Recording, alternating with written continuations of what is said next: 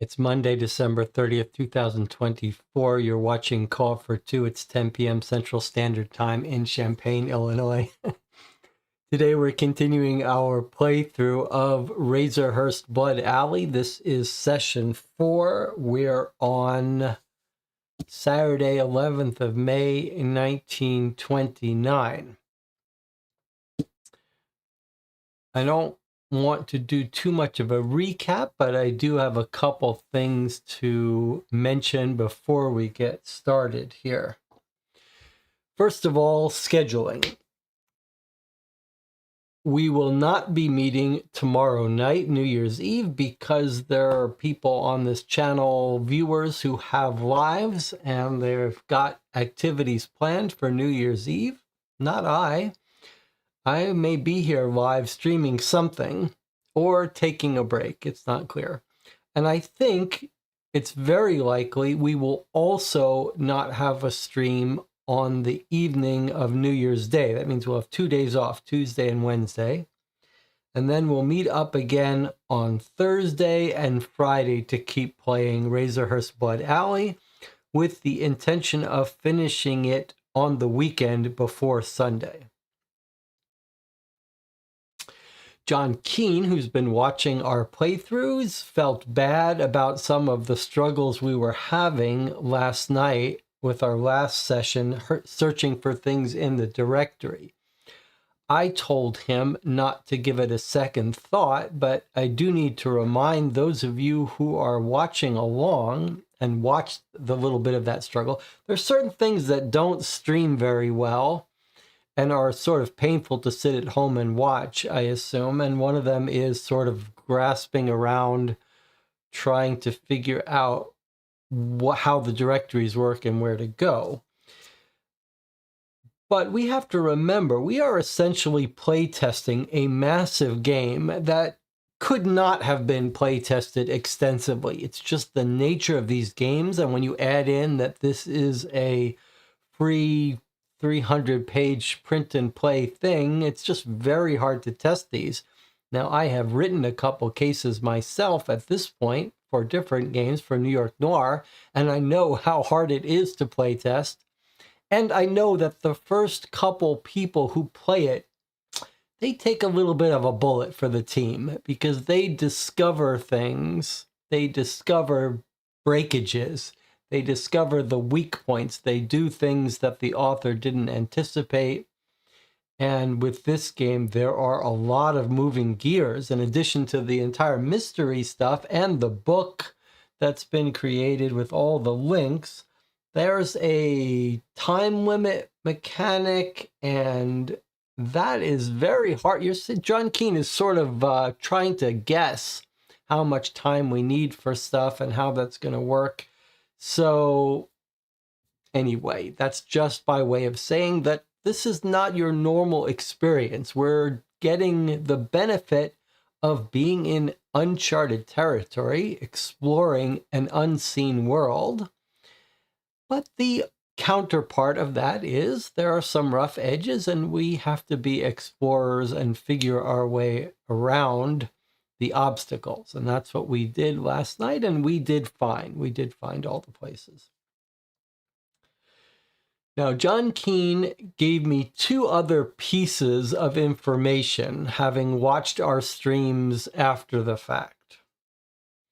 And he said 2 things. First of all, he said that we're likely to experience a newspaper dump very soon. There are some big, long, detailed real newspapers that we're going to get. And you'll remember that the other part of this case that's so amazing, it was true with Razorhurst as well, is this is all a true story, which makes the task for John Kean all that much harder because he's constrained by real-world cases. Anyway, what he said was that he's been having second thoughts about whether these newspapers should even be in the game. And I get the impression that it's just too much reading of stuff that's not relevant to the case. And so he was saying that he's added summaries in the game, but included the newspapers, but maybe we should probably skip them. In fact, he strongly recommended we completely skip them. We're going to look at them, but we're not going to worry about reading every word of those. From a game design perspective, the newspapers in these kinds of games, seen first with Sherlock Holmes Consulting Detective, are a very tricky thing to do right. And I think Sherlock Holmes Consulting Detective pulls it off best and as well as any game. And we've seen it in the cold case games actually tend to do it pretty well also.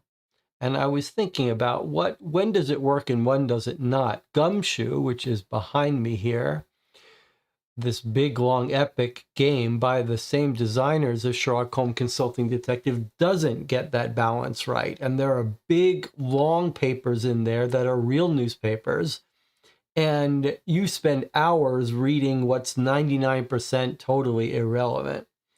And I do think it's part of getting that balance right is not making players get exhausted while they read stuff that's probably insignificant. And maybe when we're finished playing Razorhurst Blood Alley, we'll talk about some of these game design issues. I hope you keep a pen and paper nearby if you're joining me for these to make notes of issues you want to talk about after we finish playing, your favorite moments, least favorite moments, any observations you have game design related.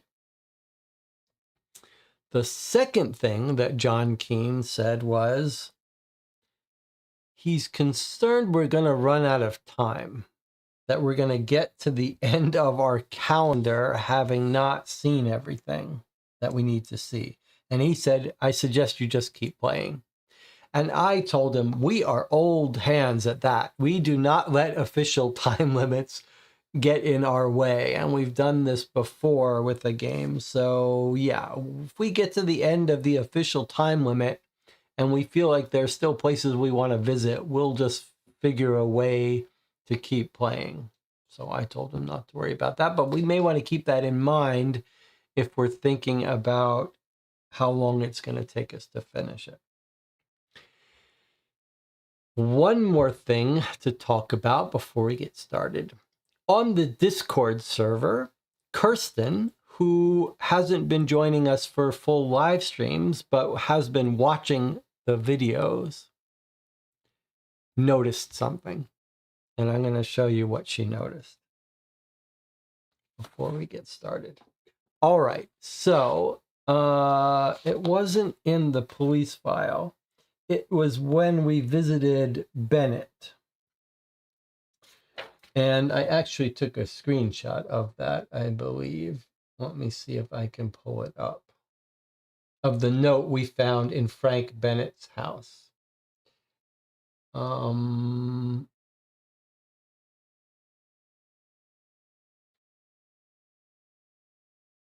Okay. So there's the note we found in Bennett's house. Diamond brooch, ring, 8, scroll, bacon, CQ. And we said, what is that? We know he's doing some scam. He's a con artist. He's scamming the women here out of money. He's got some jewelry. The first couple of those look like they might be jewelry. Then there's this weird one, bacon 12 minus, CQ. We didn't understand that. Okay. Kirsten said, go look at the Eaton Avenue flats and you'll find that these things on the left, diamond brooch, scroll, bacon, CQ, are people. And we considered that, but we were too lazy about it and we quickly checked and then dismissed it. But let's see if actually we can verify that Kirsten is right. So I think what Kirsten is suggesting is that we're going to find a diamond, a scroll, a bacon, and a CQ. Now, is that true? Bacon was the one that jumped out at me. And I thought I looked. Yeah, look, Miss Bacon. And then diamond, we actually should have remembered because we did meet that person. right? And then there's going to be someone named Scroll. It's going to be a woman, no doubt.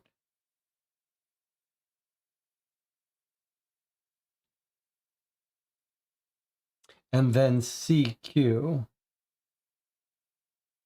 I wonder if that's going to be Courtney and Quick. So Bennett is probably scamming all these women. We should have remembered that one of them was called Diamond, but that was a little bit of trickiness from John Kean with this diamond brooch, because we just thought, okay, that sounds like jewelry.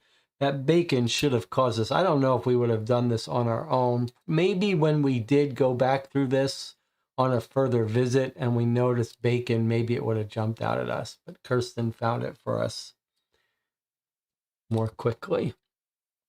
All right. Anything else to talk about before we get started? What is everyone doing for New Year's? Since we won't be playing Razorhurst, and I am getting together with friends on New Year's Day to marathon watch Squid Game, probably. But that means New Year's Eve is free for me. So I might get on the channel and live stream some other game. Maybe the final chapter from Star Trek Cryptic, or maybe something random. If you're free and around, you might want to keep an eye on that, or stop by the Discord to get some advance notice. Anything else? Perry says, New Year's Day, I'm playing Kingmaker. Is that a game? Jonathan says, another get-together with some other family members could meet up with during Christmas and belated gift exchange. That's nice. Doris, you're going to give us a report about Site Q after you play it. One thing I am going to do very soon, Anna wrote a case for New York Noir and needs help converting it to my casebook tool. And I am going to record a tutorial very soon showing how to use the casebook language and tool to create a game for New York Noir. So keep your eye open for that. Okay, so where are we? We're here on Saturday morning, the 11th of May. We've slept in till 8 a.m. Fahey, our informant, is at the Strand Hotel from 4 to 6. We need to find out where that is on the map. And we want to head back to meet Miss Holland at the tobacconist near her house. We know where that is, but we don't know where the Strand Hotel is. So let's find that. I remember seeing the Strand Hotel on one of our maps. But where? I feel like it might have been a more empty neighborhood. Was it where the Child Museum was? You can't look up places here. You just have to find them on the map. Let's see, maybe we can look together. So I was thinking it was near either on this map. If I remember seeing it, that would mean it should be on this map, or I was thinking on this one.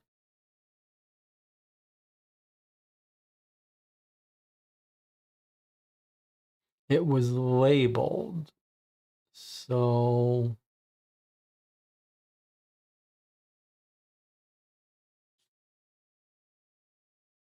does anyone remember seeing it?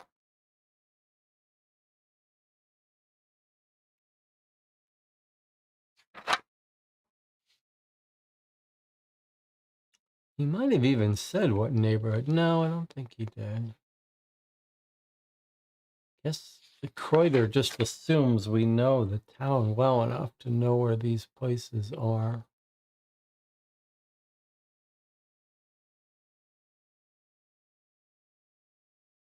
It may be in Darlinghurst, in which case we could... Oh, we can't go there yet because it's not 4 p.m. Let's see, we may have to scan it. Might be easier to bring it up on the computer. Shall we try that?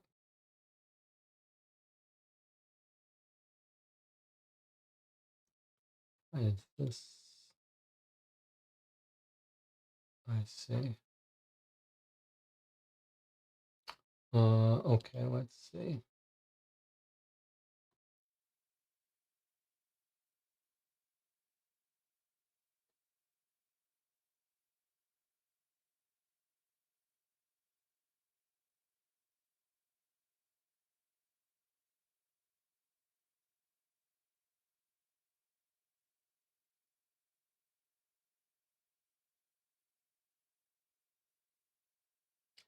Okay, switch pages if I'm not careful.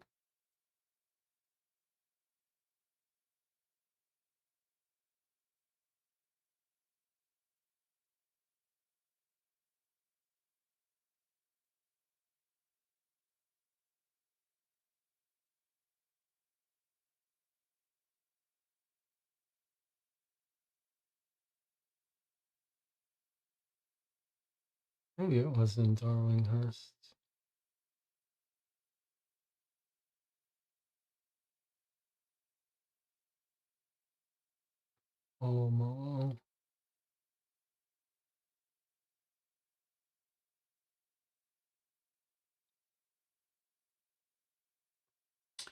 Oh, is there a Strand Street? No, Strand of Beyond. I know I've seen it, so we'll find it sooner or later. Maybe someone with a nice large computer monitor will have an easier time noticing it. Could also be if it's on Strand Street. Let's see, King's Cross. Is it here somewhere?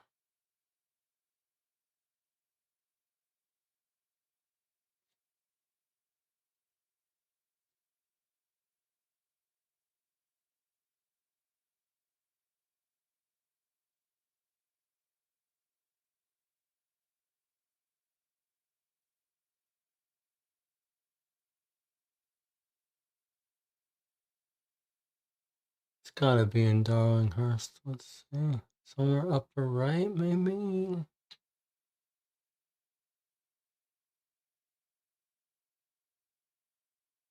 See a hotel on Victoria Street. That's not gonna be our Strand.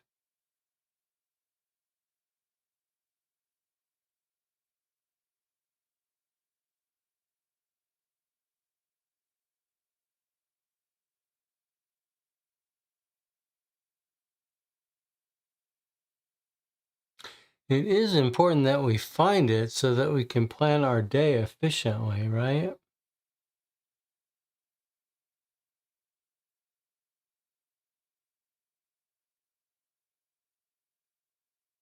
Why isn't anyone in the chat finding this for me?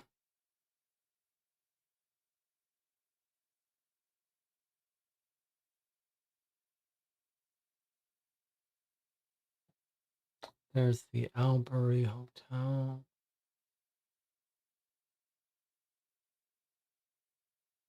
Well, maybe it's good that we spend some time familiarizing ourselves with the map.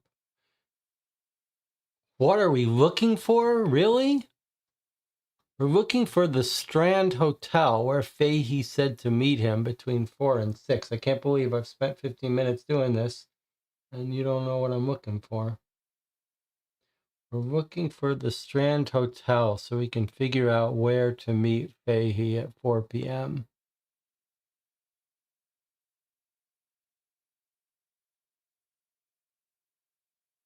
This is one of these things that will get you like seasick because you're in the passenger seat.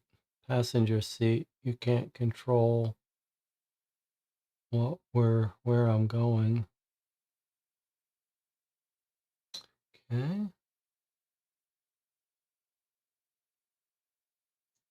Anna says we can look for it then. Well, no, we can't because we need to be efficient. So we can't afford to go to a neighborhood where the Strand Hotel is now and then leave and then have to come back at 4 p.m. Is there a Strand? I know we've seen it. That's the other unfortunate part about this. All right, I've tried looking for it digitally, which should be easier, but I failed, and it was kind of painful to be moving around. Let me go back to physical looking.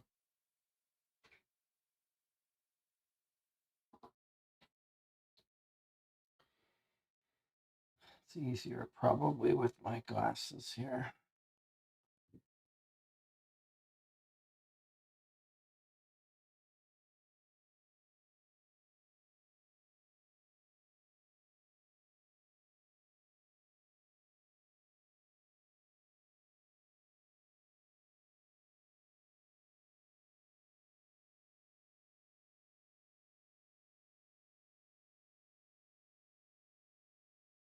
Possible that it's not labeled, and we'd have to look up the hotels in the directory to find the Strand Hotel, but I'm fairly certain that I remember seeing the Strand Hotel labeled.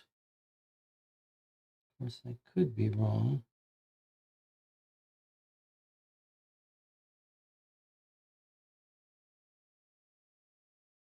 Here's Kippack Street. We also know we need to go to Kippack Street. Let's make a little note about that.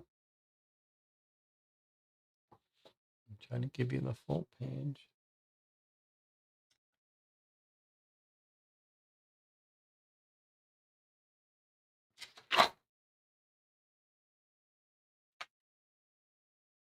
Am I just imagining that we saw the Strand Hotel labeled at some point?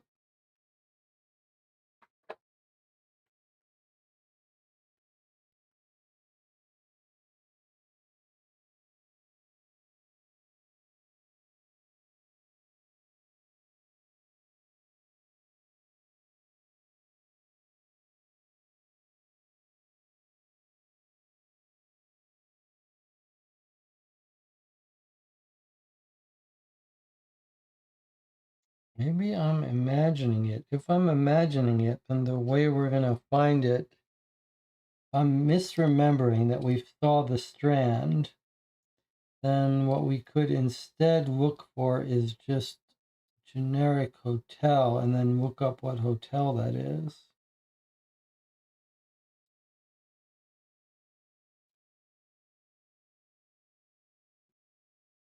I just thought we did encounter it.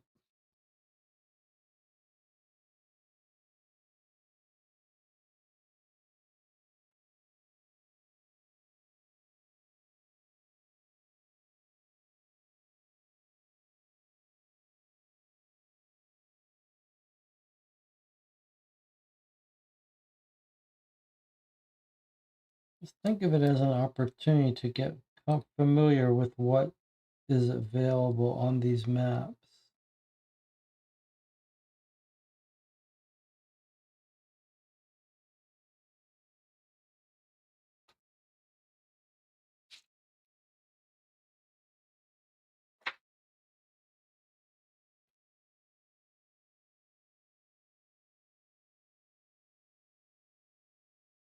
So, leaving aside the Strand, we absolutely did this morning while I was looking come across some generic hotel entries.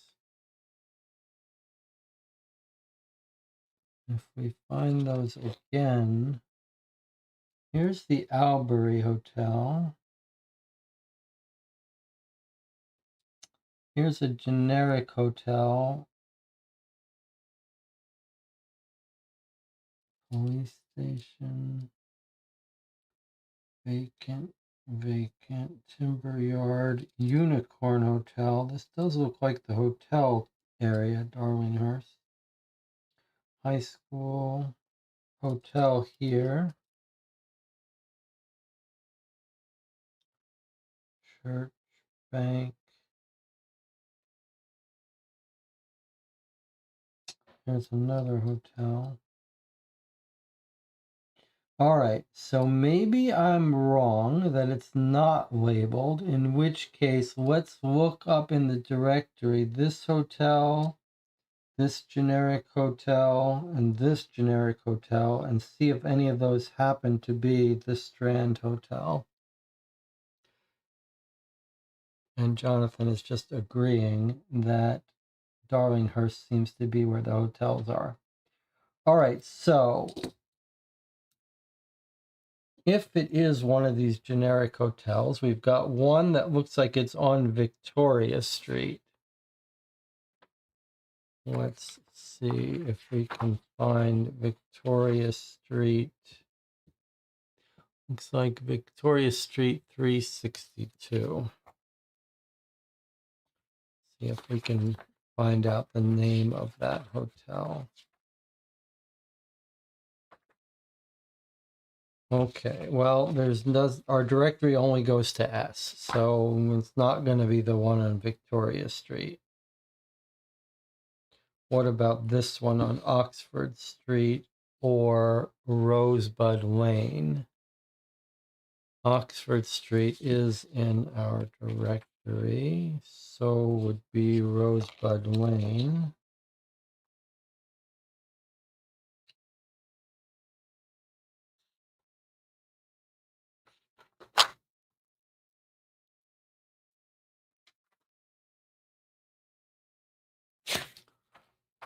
But I don't think Oxford Street, well, maybe, no, Oxford Street isn't in our directory also, so it can't be that one. What about this one on Flinders or Dowling?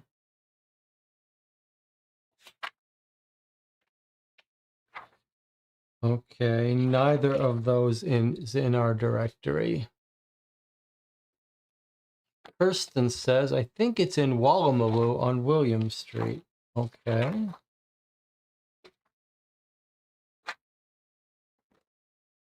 Woolloomooloo on William Street, huh? Well, there's there's William Street on Woolloomooloo.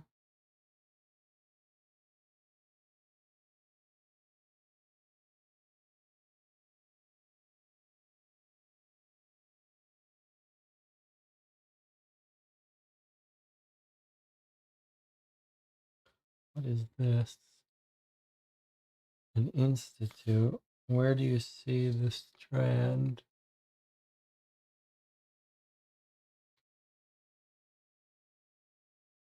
I don't see any Strand on William Street.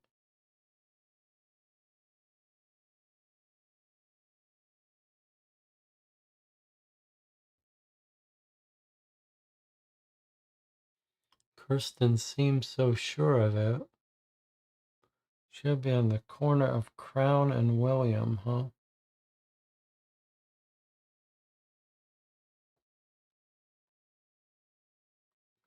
Well, here's Crown and here's William. I don't understand. On what basis are you saying it's here? Are you saying, I mean, we could look it up. We could look up William Street, but are you saying it's not actually on the map? We can't look up William Street because it's not in the directory. But on what basis are you saying the Strand is on William and Crown? Christian says, I don't think it's on the map. It's just knowledge of Sydney. Okay, well, this is 1929. So I don't know. I mean, if it's not on the map, it's not on the map, and William and Crown aren't in our directory. So we're not going to be able to look those up. Boy, I had a memory of seeing it, though, seeing it labeled.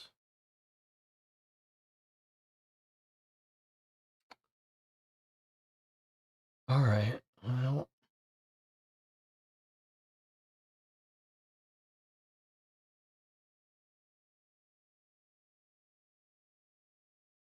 I mean, visiting the informant is one of my favorite things to do. There's an unnamed hotel in D near the headquarters. Okay, let's see. Can you be more specific?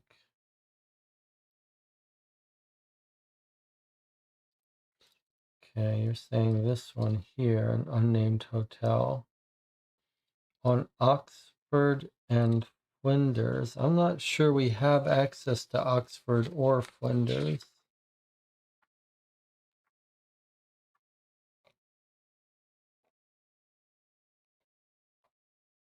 We don't.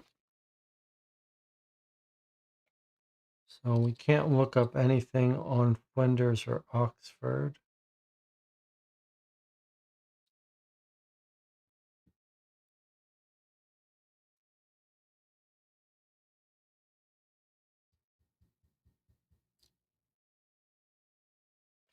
So what are our options here? I can hear Anna's getting irritated, but let's just relax a little bit.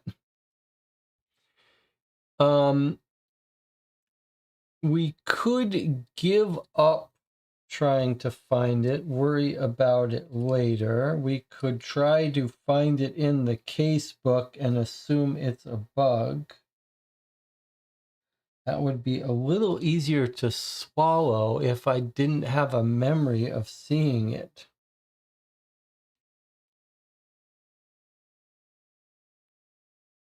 Well, it wouldn't be the first time that I'm misremembering something. It does feel like Darlinghurst might be the neighborhood where it would be. We need to get the address from someone. That's not... So far, what we've noticed is that the game has not given us street numbers for these kinds of things. Every time we meet Kreuter, we're given a general address and there's no good way to find it. And we sort of have to get close enough to it that we have to hunt around. So, but this is the first time that we really don't have any clue where it would be. Now, we could do a search. Anna says we might not need hints today. I always want the hints. So we could search for the Strand Hotel.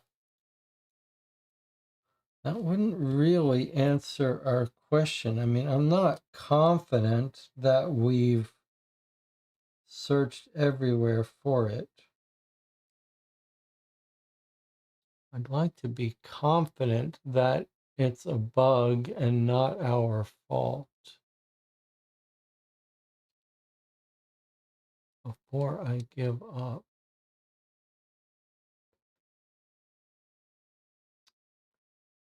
So we're looking for the Strand Hotel or a generic hotel that we could look up in our directory. Feels like we've been through Darlinghurst and failed to find it. We found a bunch of generic hotels, but not ours. Now, where would I have seen it? Not up near the children's court where we were.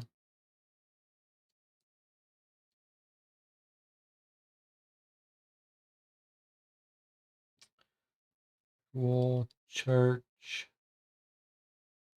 church hall.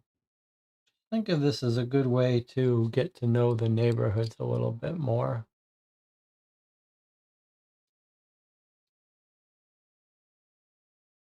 No hotels down here.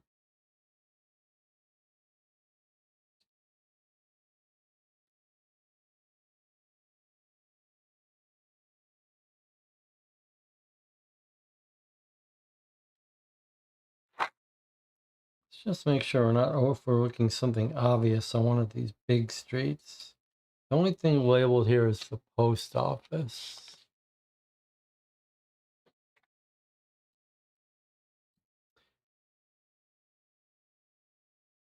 And we didn't see any ad for it anywhere, right? No buildings labeled here. Take another look at King's Cross. Theaters. Hospital. Church. Lots of vacant places. Vacant, vacant.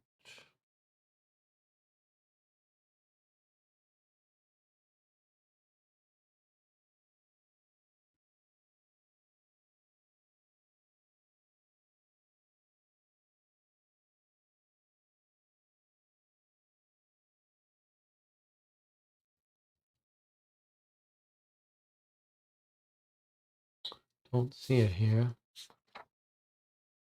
Yeah, is it possible it was in a newspaper or in one of the...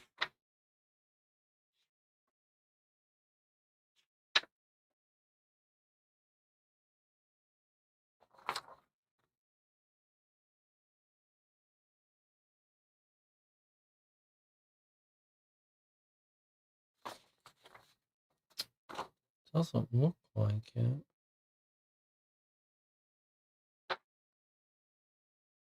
Did I just imagine it?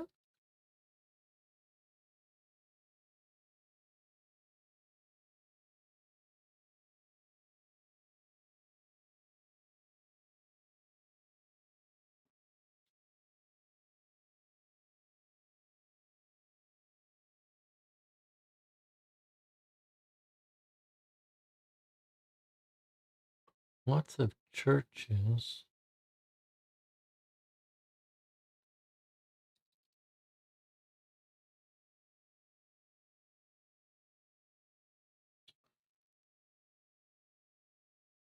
Well, I don't see the Strand.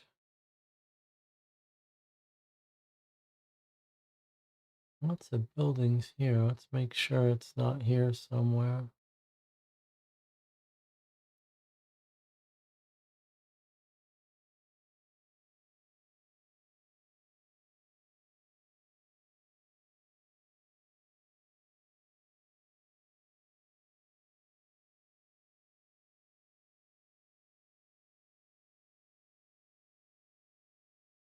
It's another hotel, not the Strand.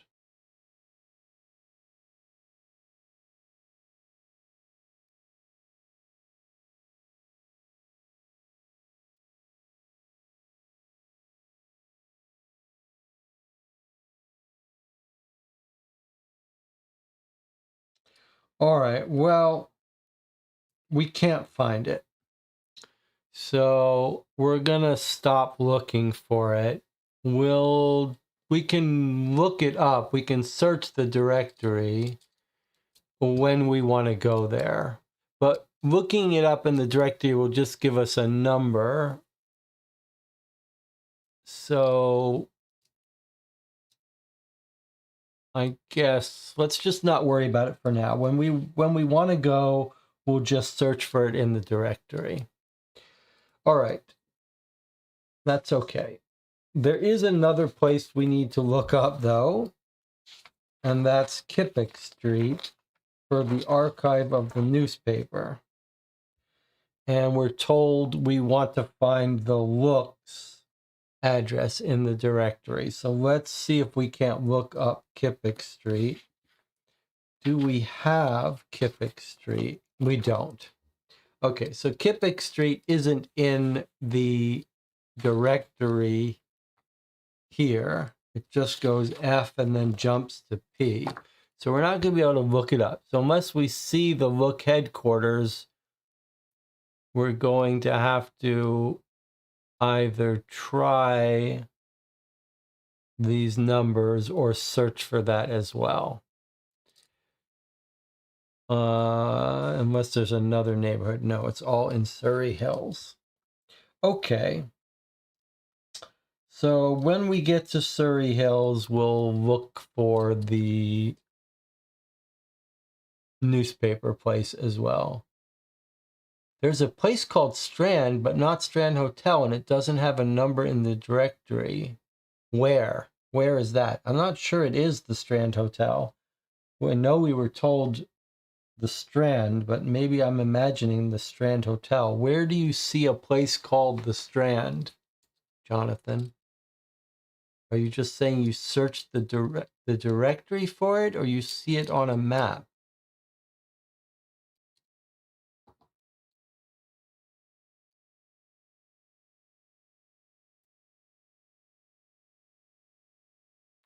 Page 19 of the directory.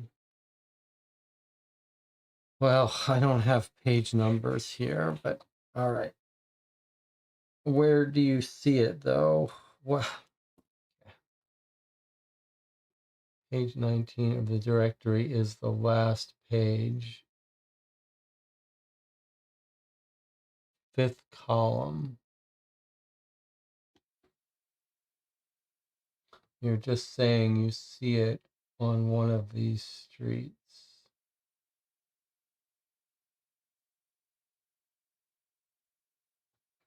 On the 5th column is what I'm looking at.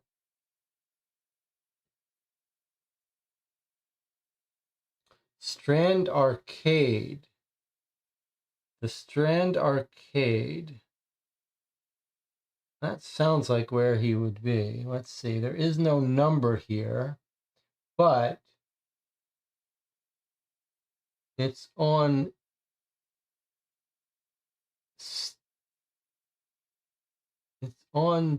Stewart Lane off Bathurst.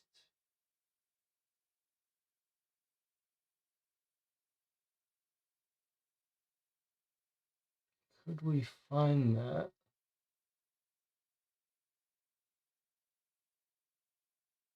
We're looking for Stewart Lane, Bathurst. Okay.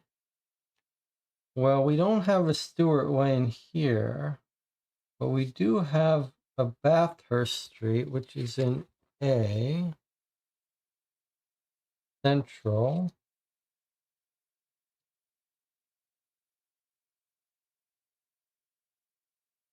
There's Bathurst Street.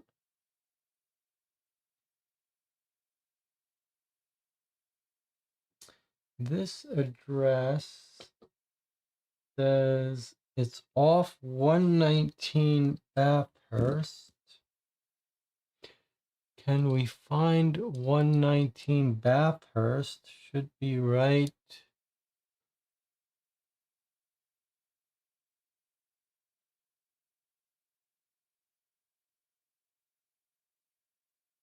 Maybe right here.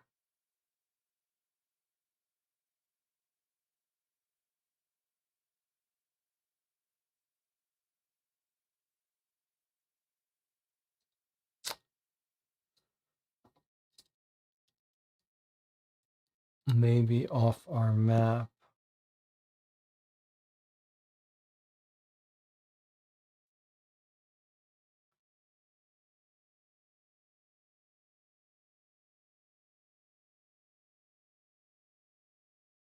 On Stewart Lane off 119 Bathurst. Is that Stewart Lane? That's Stewart Lane. Okay, so look, it is fun though that we have found where that Strand Arcade is. The Strand Arcade that Jonathan found in the directory is on Stewart Lane off 119 Bathurst. Now that means that it is right here. This is where the Strand Arcade is. If we don't have Stewart Lane here, but we do have 119 Bathurst. So if we think that this is where he wants to meet us, we can try looking up these. Let's just try looking up 119 and 121 Bathurst to see if that's where he wanted us to meet. Bathurst says plus 100, so we're not going there yet. We're just trying to see if that works. So that would be, without showing you, 219. No. And 221. No. Okay. All right. We're not going to worry about it. And Kipix is a similar problem for us, where we're supposed to find the truth because we can't look up Kipix unless we've got an address on this newspaper, which we don't. All right, well, let's do something. We gave it a good shake, says Jonathan. That's okay. We're providing good information for John Kean to see where things go wrong. All right, so we had a couple things we wanted to do today. We wanted to go to the tobacconist. We know where that is, so let's go there. Was there anything else we wanted to do besides going to the tobacconist? Where's our to-do list? The Strand Hotel to visit Fahey, we tried. The tobacconist. We revisited the Bennett note, but we could visit those people that Bennett is scamming. But let's visit the tobacconist to see if we can get information about the car. Read the morning entry. Oh my God. The morning entry. What if it tells us all this information? You're right, though. We're supposed to read the morning entry. Why haven't we done that? Why didn't someone tell me to do that? Why did someone not tell me to do that? And we did read 148 last night. Yes, we did. Why did no one tell me to read the morning entry? Anna says she did tell me. Well, someone didn't tell me clearly enough or enough times. I don't see it in the chat. All right. Well, clearly we should have started with the morning entry. It might provide all the answers that we've been looking for. Let's hope it doesn't. 274. Saturday, 11th of May. There's a strange atmosphere in the station this morning. You feel it as soon as you enter. It's as if all the myriad scents of a flower garden were all suddenly drowned out by a single dominant aroma, or if the trombones were playing twice as loud as the rest of the orchestra. It doesn't take long to identify what's out of balance. Detective Inspector Butler. Butler sweeping through the room, Butler issuing orders, Butler laughing loudly at his own witticisms. Today it's all about Butler. What's going on? You whisper to Kreuter. Butler arrested Taylor and Clark last night. We don't think these two are the ones who did this. Actually, the night patrol found them in some sly grog joint in Frog Hollow and brought them in. But Butler's acting as if he alone has solved the crime of the century. So they confess, then. Au contraire, mon ami. But Butler's never let a trifling detail like that stand in the way of his triumph. He reckons he'll squeeze a confession out of one or both of them today, over at Central, where they're being held. I bet he's already drafting bylines for his mate Springleaf to use in tomorrow's edition of Truth. Just then, Butler breezes past, treating the two of you to a dazzling smile and a nod. It's unnerving, mutters Kreuter. Butler suddenly pauses and turns back to you. Oh, we got a search warrant to search Taylor and Clark's flat at 2 Craigend Street today. You might like to pop in. He carries on his way, leaving you and Kreuter stunned. Did I just hear right? Did Butler just invite me to help him search the suspect's flat, you wonder? Kreuter shakes his head. He must be feeling really magnanimous. More likely he wants you to witness his glory as he uncovers some damning evidence that seals the case. Underline knowledge X and then leave. Okay. So we didn't get any of the answers to the things we were searching for. That's good. We underlined X. Now, somewhere we found someplace asking about X. So this is at 2:74 Saturday morning. Underline X. Does anyone remember where we were told to check X? Surely we wrote it in our notes. Anna says, now we can talk to them at the Central Police Court. You think that's where it was, at the Central Police Court? And we're also told the address where these two live. 2 Craig End Street. Okay, so we have a new, this is our Taylor and Clark. Okay, so let's put that into our directory. Since we're given an address, we are allowed to just write it in. 2 Craig End. And Craig End is a +0, so that just means we would be looking up number 2. Taylor and Clark flat. On what neighborhood is that? Let's see.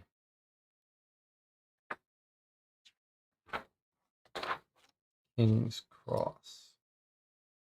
Right near the Brawl neighborhood, at least. Okay, there's Craig End. So somewhere in here. Okay, so there's that place we could visit when we're ready. Anna says that the place that checked for our X was the court. I believe her completely. I just want to see if we've made a proper note of that. I mean, I know we must have noted it in our newspaper, but we should have noted it properly on our to-do list.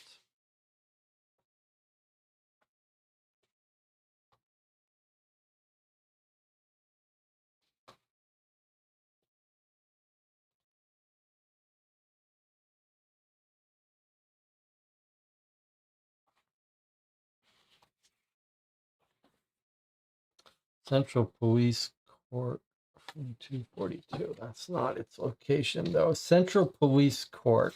Why did I not write down where that was? 98. Oh, I did. I wrote it down wrong. Okay. All right, so we could go to the Central Police Court and talk to them. We can go to their house to search their house, or we could go to our original thing, which was the tobacconist. 3 separate neighborhoods.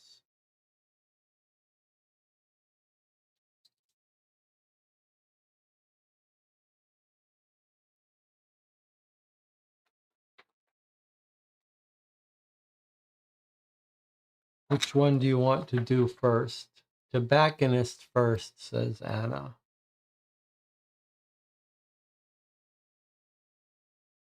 Okay. I don't have a strong preference. So there was the car, and there was the tobacconist. And we're going to try to catch Mrs. Holland going to the tobacco store to get tobacco for her husband, where we can ask her about the thing. Okay. And in our notes, we've written down that that's 198, which does not seem right. to me. But that's what we've written down.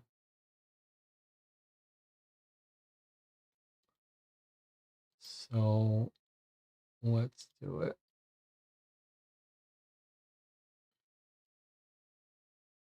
Nope, I wrote that wrong. Oh, Jesse. 198 is the Central Police Court.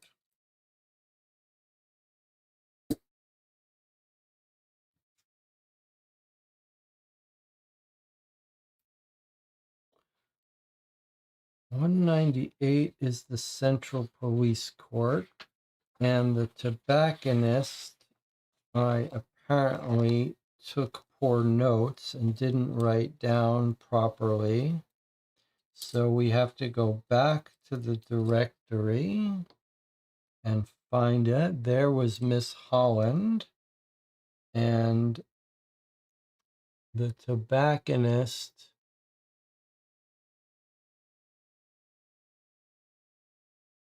was here on this street, which I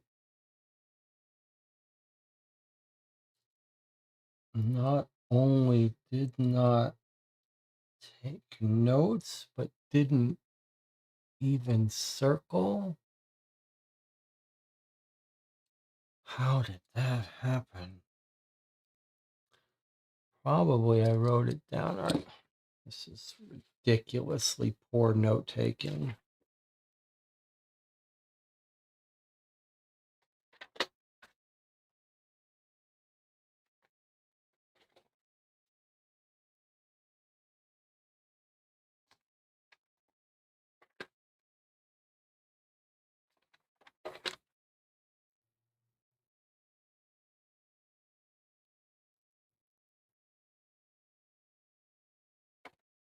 Ridiculous.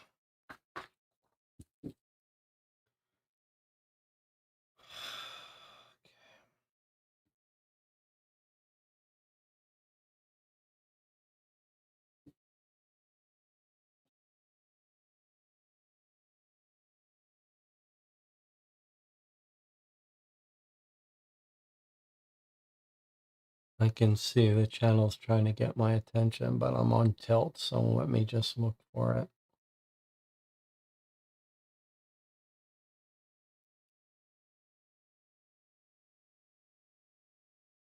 I overlooked it the first time we were searching for it too, and now here I am overlooking it again.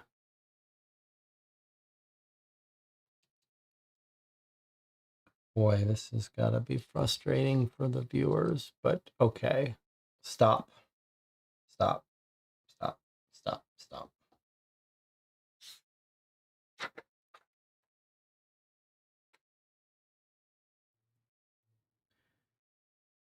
Here's the tobacconist.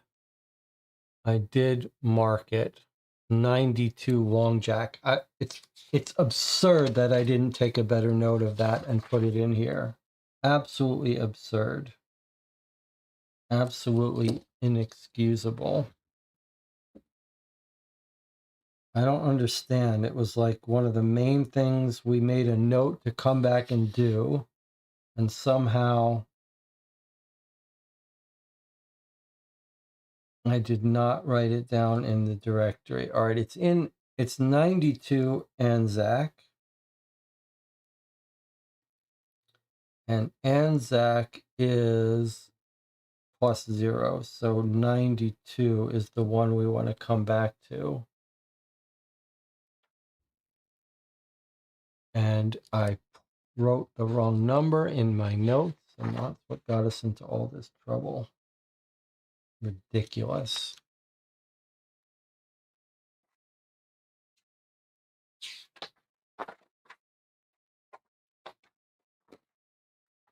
And why did all that happen? Because I just put a mark on the page without any note about it. This was the newsagent across the street, and the tobacconist is at 92, which is going to be here. which, if we're not idiots, we'll write in. Okay. Let's try to get some composure here. 92. Yeah, okay. All right, let's go to 92.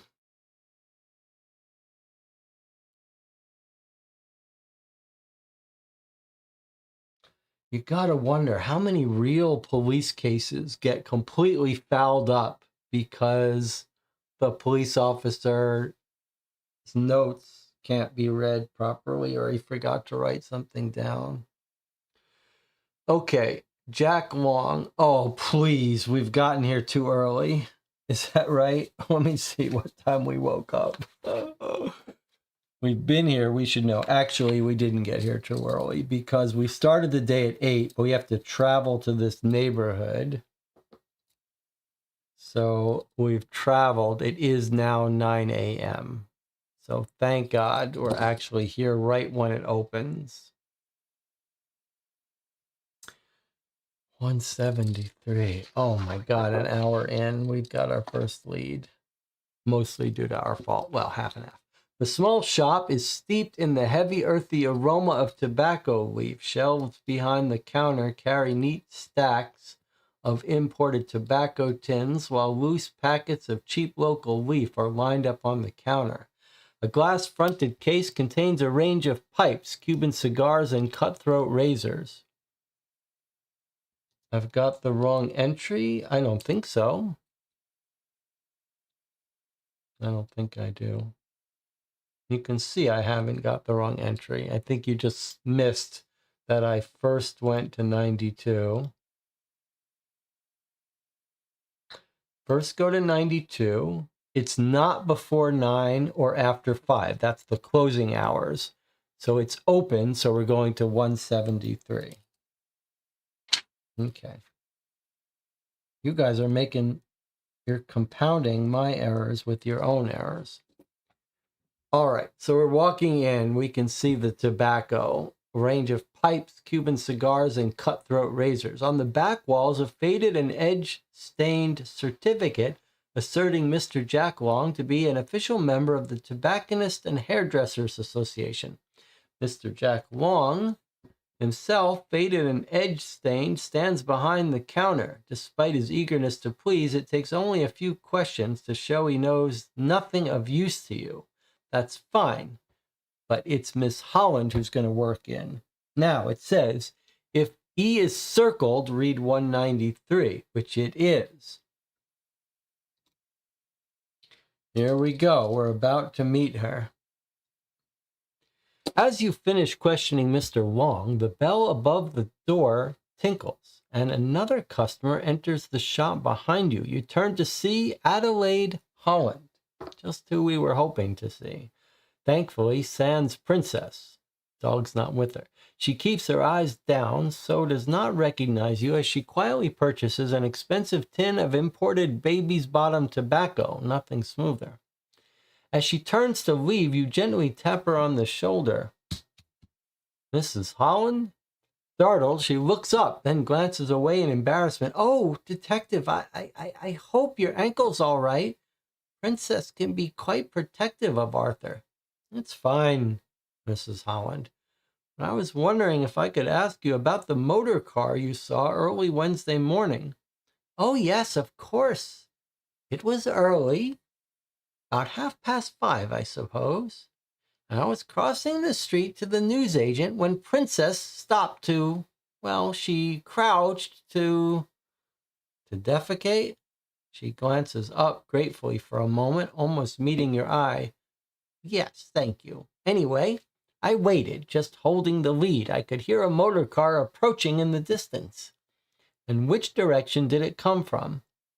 From the south, from Kingsford. Princess and I were in the middle of the road, Anzac Parade, I mean. I pulled on the lead, but Princess wasn't finished yet.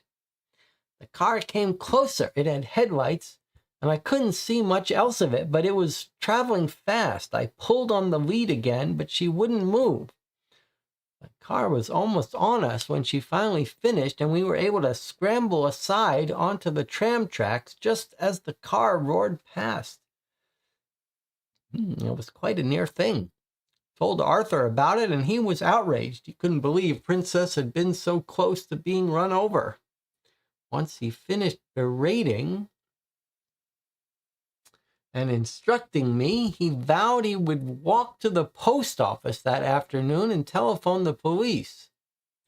It was very early. Are you often up that time of the morning? Oh, yes, every day. It's my routine to walk Princess and get Arthur his newspapers for when he wakes at 9.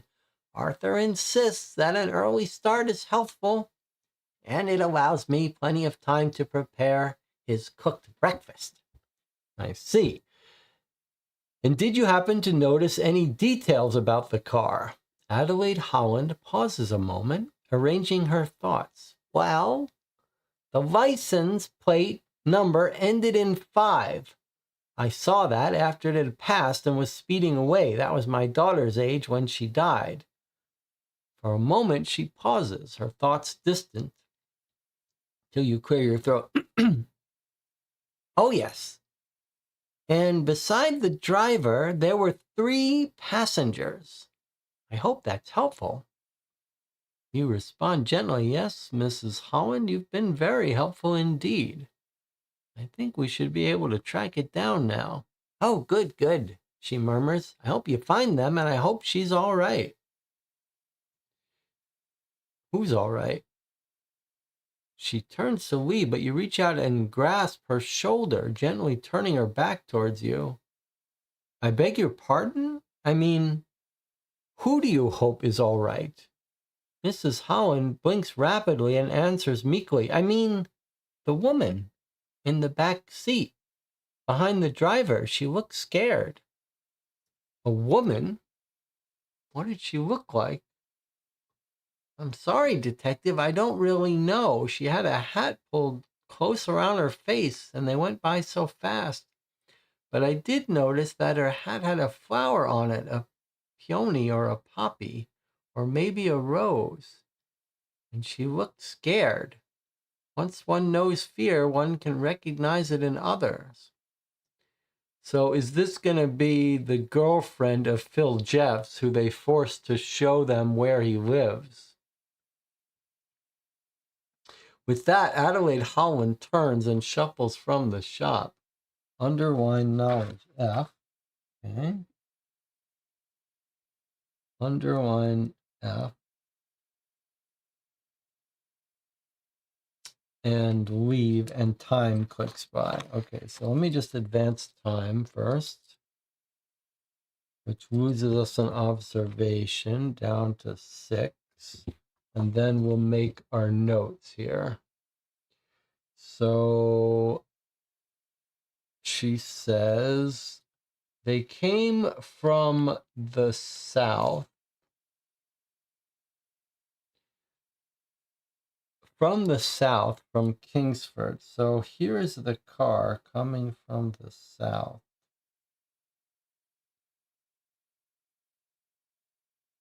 From Kingsford,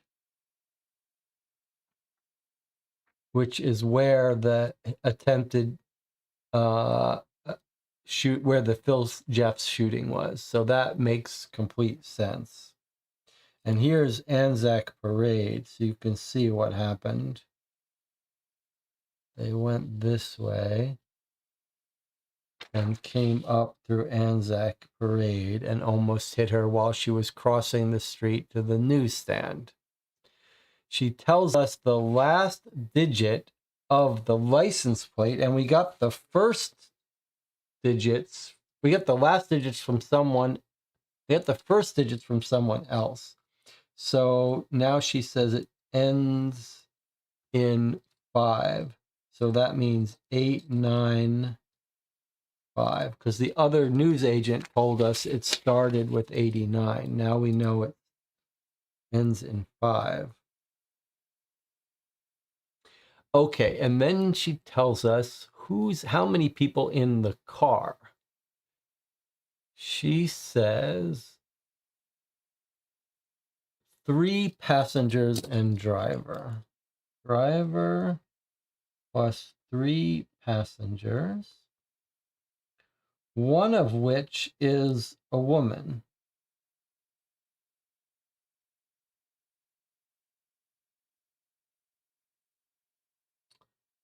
Who looked scared in the back seat behind the driver. Remember, the bullets were actually fired from the back seat behind the driver. Back seat behind driver. Remember, that's where the bullets were fired from, the back seat behind the driver. So is this woman a shooter?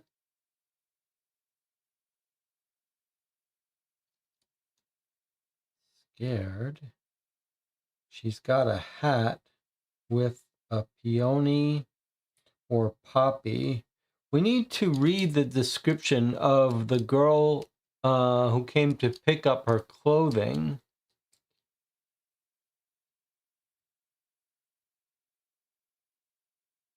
Whether that matches this or if the new girlfriend is likely to be this woman. She told us something about the new girlfriend being at some bar, but I wonder if she told, I can't remember if she had her name. Flower. The hat or a rose.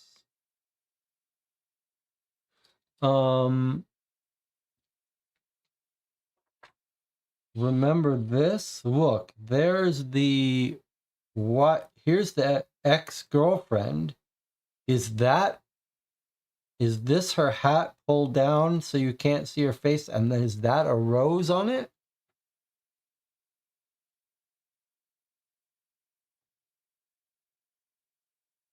We know who this is.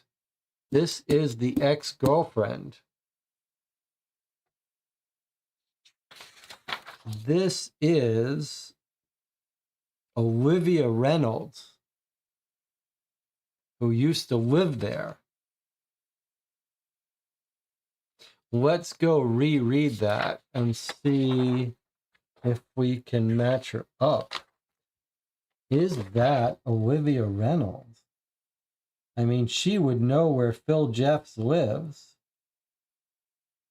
So she would be, and he's cheating on her with a new girl.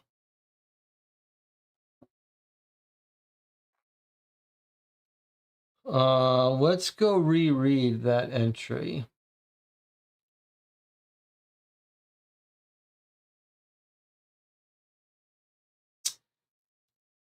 So it was,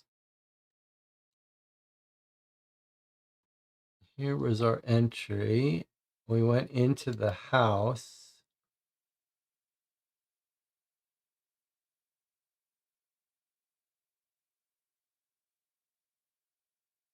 We noticed this nonsense.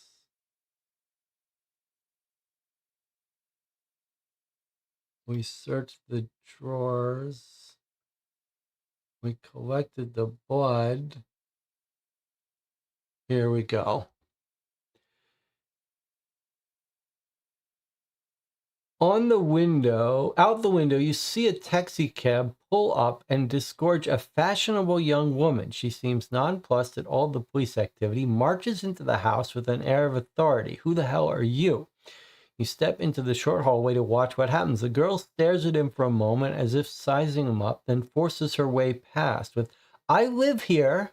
Well, lived here. She sweeps past you into the bedroom, Butler trailing behind. Drawing a suitcase out from under the bed, she sweeps an armload of dresses from the wardrobe, shoves them into the case. Butler's livid. This is a crime scene. You can't be here. She keeps going. Butler's threats have no impact. We already read this, but we're trying to get a description and reread what she says about how she was cheated on. She says, Philip Jeffs was shot here this morning. Now, we think she might have been in the car driving away, so let's see how she acts. The girl freezes and color drains from her face. Shot? At your grim nod, she eases herself down to perch on the edge of the bed. She does seem like she's in shock. She says, he was a bastard, all right, but he didn't deserve that. She's lost in thought for a moment, then remembers you're there. Forgive me, I'm Olivia Reynolds, and until yesterday I was his girlfriend. She gives a sad little laugh. Ha! Gestures to the suitcase. We say, why don't you tell me what happened yesterday? Butler has reappeared in the bedroom door, still fuming, but he's smart enough to remain silent. Well, we'd been together for a year or so. Sometimes I was even happy. He could treat a girl well when he felt like it, make you feel like the Queen of Sheba. I'd left him a few times before. He's always has a way of drawing me back. He'd been awful to me the last few weeks. It came to a head yesterday. He had other girls before, but this time he actually brought one into the pub where I work.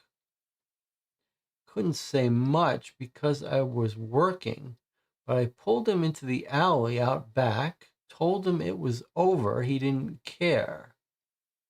She had a good cry. Thankfully, the new girl had gone. After work, I stayed with the night with my girlfriend. So that's her alibi. She claims she stayed the night with her girlfriend. Where can we find you? She says, I've got nothing more to say. She just gets in a cab, presumably to start her life somewhere else. Speaking past tense.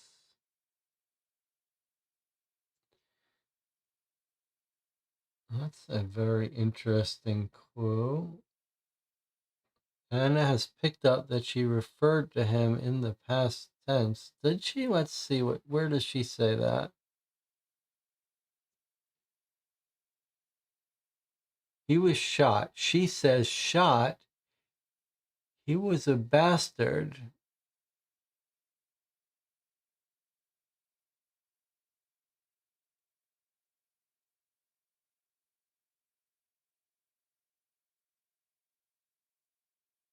I'm remembering what you said, but I'm not seeing it here.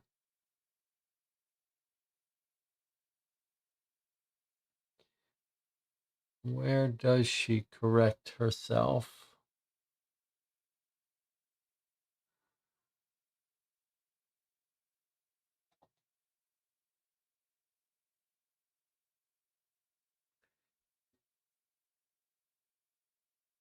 Okay, please tell me where.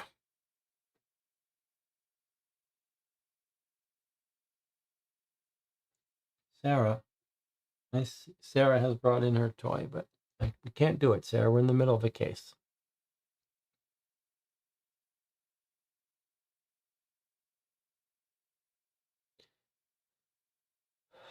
After the Queen of Sheba line.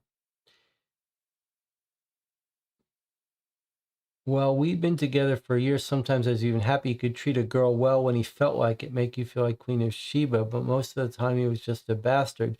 You notice she's speaking of Jeff's in the past tense as if he were already dead. Okay, that is a very good observation. That does sound like a clue. She's pretending that she's just heard he's been shot. We haven't told her he's been killed. We've just told her he's been shot, and she's already talking about it in the past tense. That definitely seems like a clue. On the other hand, when you tell someone someone's been shot, they might just assume that they're dead, especially a gang member. So I'm not sure it's a strong clue, but it is a clue. Okay.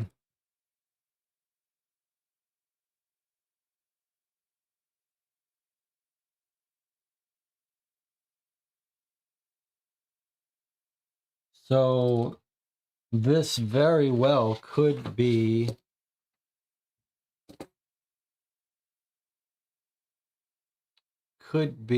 our girl. In fact, isn't it a little odd how she's just walked in here and collected her stuff? Like, why isn't she saying, where's Phil Jeffs? Like, why is she not affected?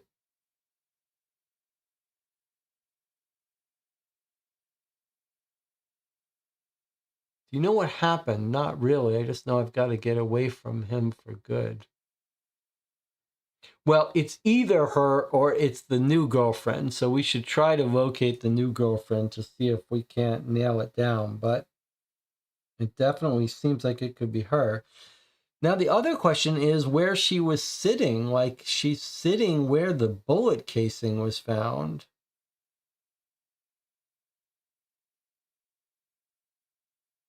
That seems troublesome to me.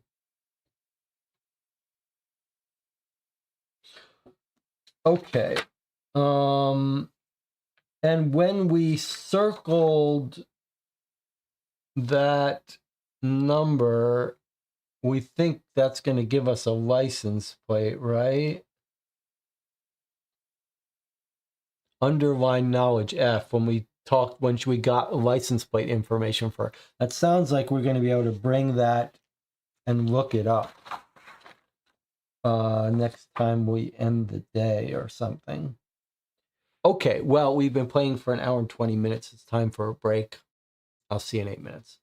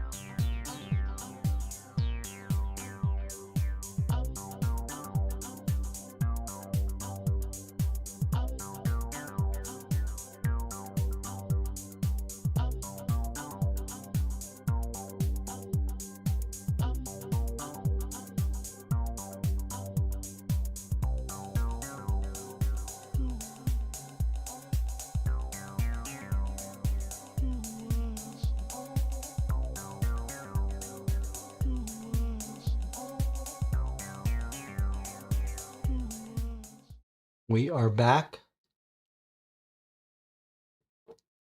During the break, I did look up in the case book the Strand and the Truth Archive, and I found those entries. So we can go to those when we're ready, even though we failed to find them in the directory. So what's next on our potential to-do list? We've got the Central Police Court to talk to the suspects with X. We've got searching the flat. Seems like that should be high priority for us. And then we have Kippick Street, Truth Archive. And then we have our informant Fahey at the Strand. And then, as Jonathan reminds us, we also have our police file addresses that we haven't messed with much. And then maybe we have Eaton Avenue, Bennett.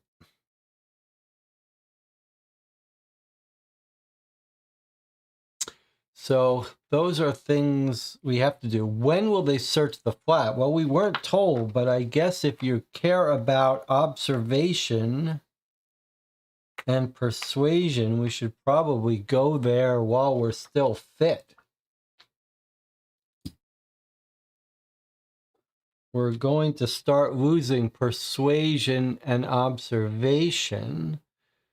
Persuasion goes first, so maybe we should talk to the people being held if we can first. And then go and search their flat. What do you think about that?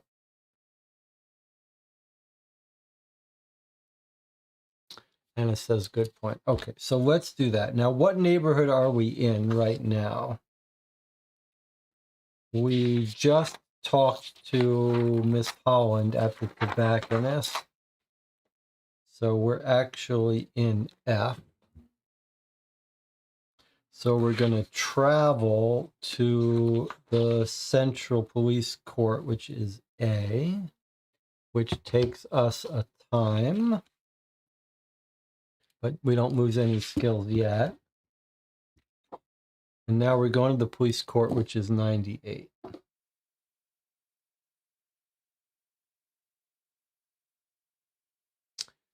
And 98 should now...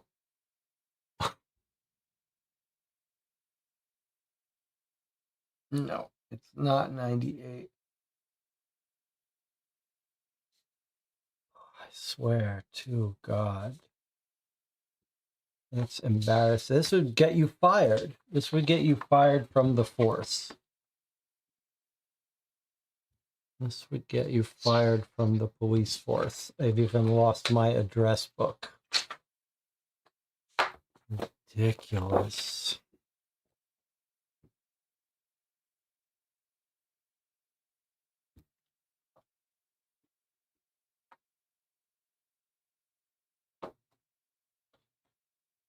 Central Police Court is 198.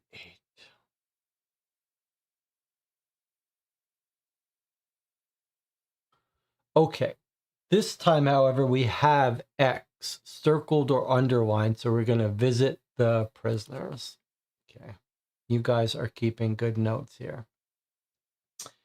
And if K is circled, we can visit the archive. All right, we already did that K entry, so this is new, though, here, 132. Let's make a note of this.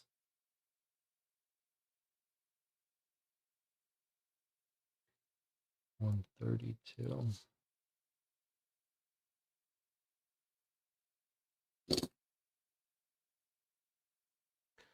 The duty sergeant explains that Taylor and Clark are being temporarily held here at Central rather than being sent out to Long Bay Gaol, as would normally occur because of concerns for their safety, given that several of Phil Jeff's more violent friends are doing time there. To visit Taylor, to visit Clark. Okay, well, I guess we're going to visit these guys each in turn. 120. Okay, let's start with Taylor. The duty sergeant guides you through the central courtyard and along a line of heavy cell doors. He opens one with a clunky key, cracks the door, steps back to allow you to enter. Taylor is sitting alone on a wire-frame cot. The nickname Fatty is obviously an ironic joke. The man is solid muscle. His shirt strains against broad shoulders and solid biceps. When he turns, you see he has a gash across the bridge of his nose, now scabbed over. His gaze is alert but wary. He stands to greet you, but you gesture him back down and take a seat beside him on the cot. You let a moment of silence descend before breaking it. So, James, what are you doing here? His reply is resigned but edged with anger. Hell, I don't know. I've done nothing. You've made a big mistake. So you weren't at Phil Jeff's house in Rainbow Street early on Wednesday morning. No, I was at home in bed. You let another moment of silence linger between you, then go on. Our problem is we have an eyewitness saying you were there. You're a big, distinctive-looking man. He's unlikely to be mistaken. Taylor leans forward, elbows on his knees. He runs a hand through his thick mop of hair and mutters, I don't know. How'd you hurt your nose, James? Walked into a door. Oh, is that what we're going to find, that it's his blood on that door?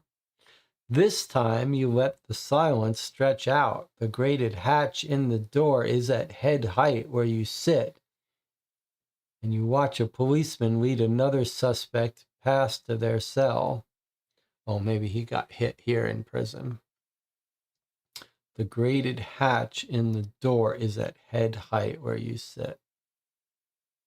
Policeman, you watch a policeman. Okay. Eventually, Taylor speaks. Look, I know what you think. 28 years old, nothing to show for it. I've got no money to bail myself out or to get a defense lawyer. I've got myself a job on the docks recently, but I can't get there, so it'll be gone. I must be a no-hoper. But I've got a sister and nephews and a niece. I've got a woman, though some might say she's a bit broken herself. I'm trying to turn things around. You ask me why I'm here. I'm here because when someone like me tries to turn their life around, they don't fit the old mold. They get noticed. Things turn against them. Things turned against me. That's why I'm here, not because I shot someone. Again, you sit in silence for a while. If N is circled, which it is not, we could ask him about something else. So we need a note here. Come back with N circled. Maybe that's going to be his blood type or something.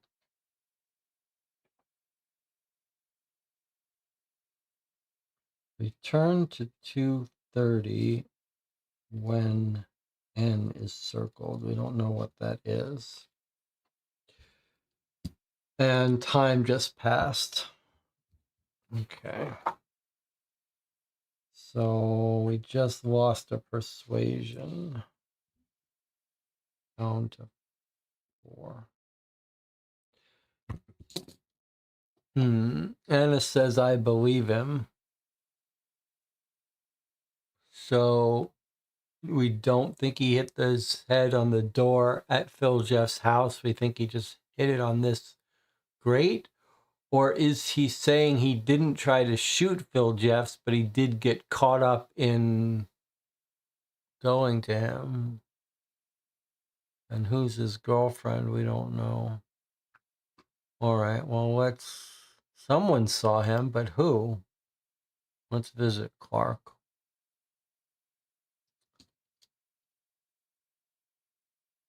Clark restlessly roams his cell like a tiger, from the bed to the door to the toilet bucket and back to the bed. Your entry into the cell interrupts his rhythm. He stops in the middle of the floor and stares at you.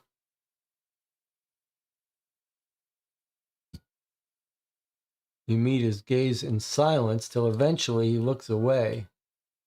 "How you doing, William?" In response, he glances at you sideways and spits into the toilet bucket. "Look, you know you're in trouble. Jeff's told us you shot him. Why don't you tell us your side of the story? Let's start with where you were before dawn on Wednesday morning." Clark digs a speck of dirt out from under his thumbnail. "Nowhere. Home, sleeping." You wait in silence till he adds, "Ask Fatty, my flatmate. We were out drinking Tuesday night, came home and went to bed." "And that's where you stayed all night." Clark looks at the ground as he answers, "That's where I stayed all night." You try another tack. "Who were you drinking with?" "Fatty." "And where'd you go?" "A couple of pubs, I don't know. Then when they closed, we wandered. We wandered around a bit. Ended up at his brother-in-law's place. He had some beers hiding away. And then he gets up and kicks idly at the wall. Then we went home, like I told you, where you slept like a baby." "Exactly." "Did you sleep in late? Have a hangover?" "We didn't drink that much. No, I got up at about 8. He suddenly rounds on you, and you can hear frustration in his voice. "Look, I told all of this to Butler already. Can't you just leave me alone?" He flops down on the bed and retreats into his own morose thoughts.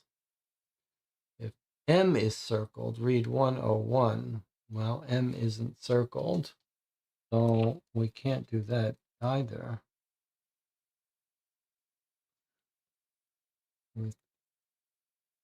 Are we going to find M and N at their flat and have to come back here and talk to them about the things we found?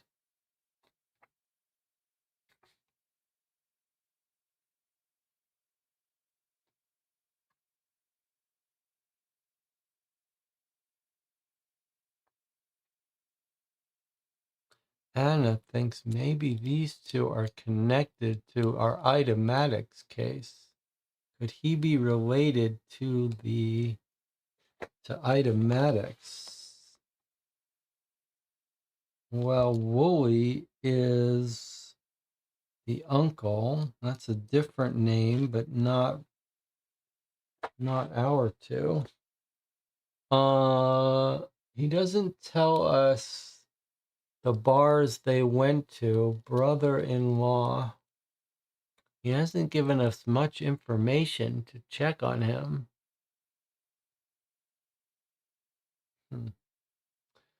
Well, all right. I'm afraid we may have to come back here after we study their flat, but it's time to leave. We've got nothing else to do here. Time passes. We don't lose any skills, but now we're going to travel to their flat in King's Cross.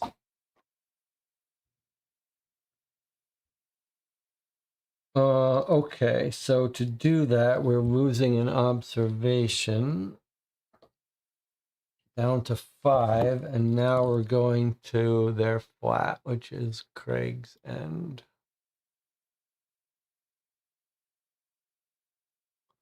To Craig End Street, Hopetown Flats. This charmless conglomeration of flats squats on the triangle of land apparently left over when they laid out Craig End Street and Craig End Lane. The building looks mostly unloved and unwanted, much like the people who tenant it. If X is underlined, read 121. X is underlined, so we can read 121. Let me just note that. We went to 2, and now we're going to 121. Police car has preceded you. The door to Taylor and Clark's flat is open, and the small space crammed with butler in 2 uniforms. The flat consists of a dingy living area, sink, table, couple of threadbare armchairs, flanked by a pair of tiny bedrooms. It's similar to many of the flats you've seen in Eaton Avenue, and just as bereft of hope. Butler and his men are searching the place slowly, methodically, with the primary focus on finding a gun, the gun that shot Philip Jeffs. But it's becoming clear they will be disappointed. There are few places to hide a gun in this environment, and most have been quickly exhausted. There's not really room for another searcher, so you just watch and stay out of their way. Butler's frustration is growing. He doesn't appear at his best in small spaces being built to dominate crime scenes, newsrooms, and outdoor assemblies. The other men try to ignore his agitation. One is going through the contents of a tall boy dresser in the neater of the 2 bedrooms. On top of the dresser is a bowl containing a cutthroat razor, shaving soap, and a small mirror, and next to it a handmade birthday card. The front of the card is a crayon picture of a pink birthday cake with 4 candles, or possibly a dead pig. It's hard to say which. Inside, a child's scrawl says, "Happy birthday, Uncle Jimmy." Circle knowledge X. Okay, that's what got us here, and now we've explored it.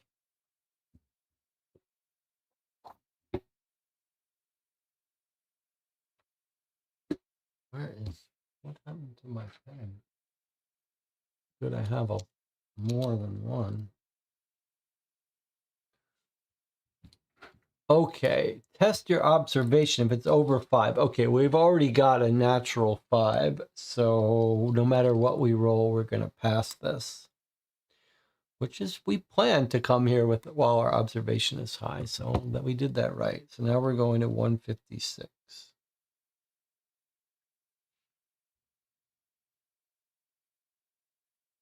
But time passes. I don't know if I did that yet. Okay, so that loses us a force, which we're okay with.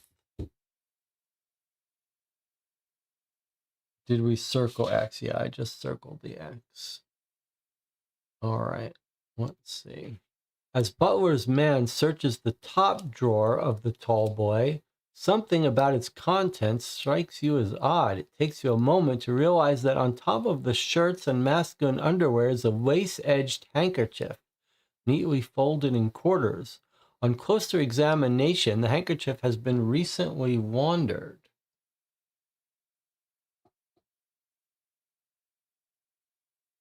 but still shows the dark outline of a blood stain. You call Butler over, but since it's not a gun, he shows little interest. Nevertheless, you shove the stained handkerchief into a test tube and label it to Craig End Street drawer. In case enough blood. So this might be from our big fatty guy, right? The one who had the cut on his nose. Is this going to match that blood? Underline knowledge P. Okay, we don't know anything that checks for P. So we're just going to continue on. 189. You dust off your knees and elbows and look around. This yard won't be winning Garden of the Year anytime soon. A misshapen lemon tree drops rotting fruit in one corner, while a handful of silver beet plants go slowly to seed. The rest is mostly tufty grass and dandelions. A set of wooden steps lead up to a back door on the house. Test your observation. It's bigger than 6. Okay, so we do have to roll for this one.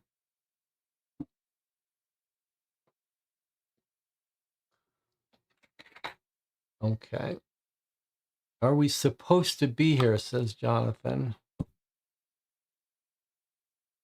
Why would we not supposed to be here? What is...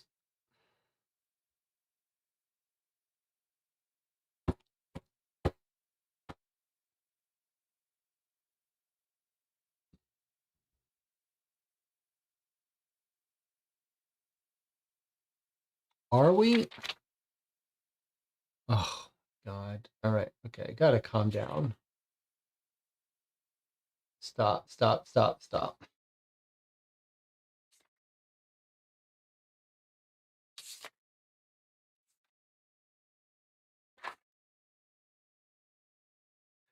Okay. Let's see what's gone wrong. We went to 2 Craig's End. X was underlined, so we read 121. We tested our observation. We ended up here.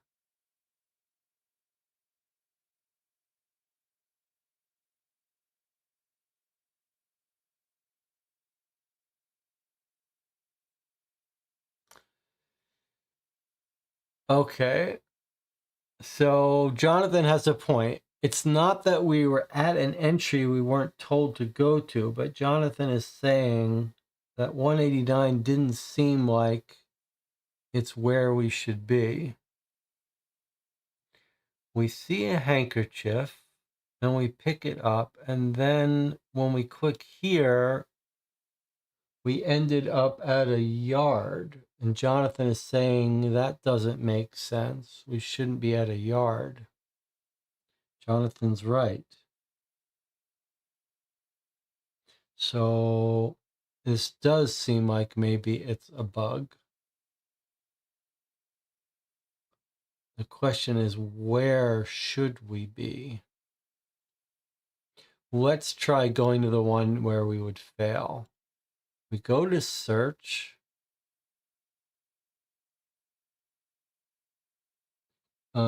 We're at 121. Okay, so we test our observation. We do want this.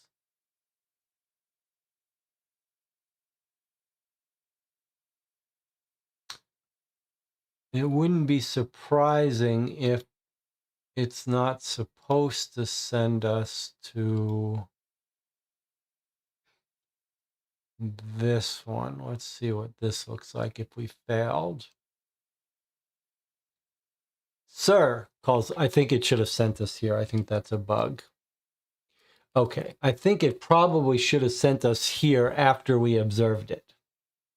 Does that sound right, John Kean?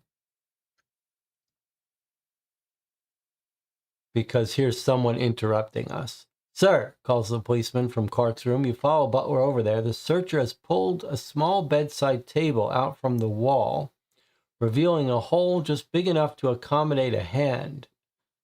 Bingo, breathes Butler as he steps forward to reach inside. The first thing he finds is an envelope containing pornographic postcards.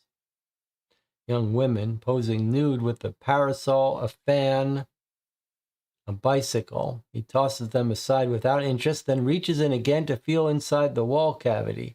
The corners of his mouth turn up slightly as he withdraws a small canvas bag containing something heavy. You all crowd around as he opens the bag to reveal a Colt Army Special handgun. Gotcha, you mongrel, murmurs Butler. Well, maybe Butler knows what he's doing. But we are going to be able to match this gun to the cartridge found and see if it's compatible. We're going to do that in a second. Let's write down our little bug, though. Circle M. We were hoping to find M. That's what we thought, right? We thought we were going to get M and then have to go talk to him about it. Okay, and then read 207. Okay, thank you, Jonathan, for catching that. I just didn't... You threw me when you said, should we be here? Because I knew we clicked on links, and I thought you were saying that I changed to a page we shouldn't be in. Okay, good work, Jonathan. Then read 207. Let's see if this Okay, so this seems like this is right.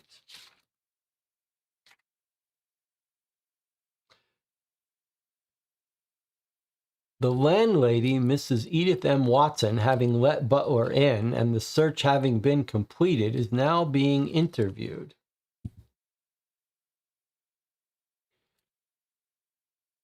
Mrs. Watson, Butler begins. That's Edith M.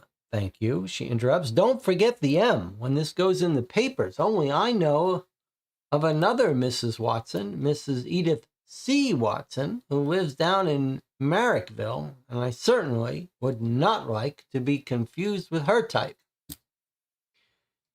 Actually, I'm not a reporter. I'm from the police, Mrs. Watson. There, you did it again. It's Edith M., if you please. Butler grits his teeth. Very well, Mrs. Watson. I mean, Mrs. Edith M. Watson. I was wondering if you noticed whether Taylor and Clark were at home on Tuesday night. I can't say, really. They're often out and about, especially Mr. Taylor. He keeps grand company. And what do you mean by that, Mrs. Watson? I'm sorry. What do you mean, Mrs. E. M. Watson, about Mr. Taylor keeping grand company? Well, sometimes he gets picked up or dropped off in a big black car with the chauffeur and all. Very grand. And did you happen to notice what kind of car or anything about the chauffeur? It's a Studebaker, a big black Studebaker. And the driver was kind of young looking, but not really. Baby-faced, you might say. He wore a shiny uniform and all. You and Butler share a look.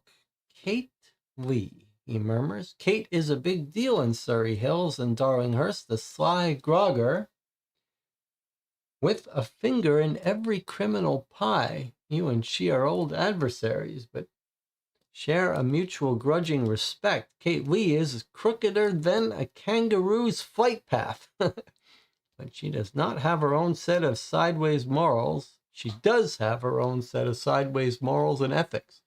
She owns houses all over town, so she can be hard to track down when you want her, which is just the way she likes it. But Fahey always knows where to look. Thank you, Mrs. Watson, murmurs Butler. Don't forget the M. Circle knowledge, N. So this was our N we've been looking for. So now we've got two things to ask the two people in jail to go back to. And time passes. So we've just lost a persuasion down to 3. That's a little bit troublesome. And we've got some notes to take. All right, so what notes do we have here? We got N. We got that he was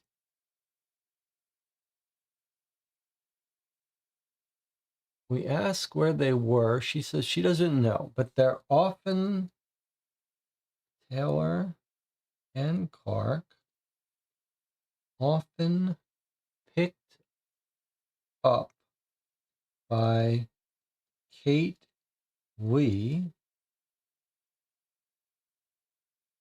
who sells illegal alcohol in a big black Studebaker.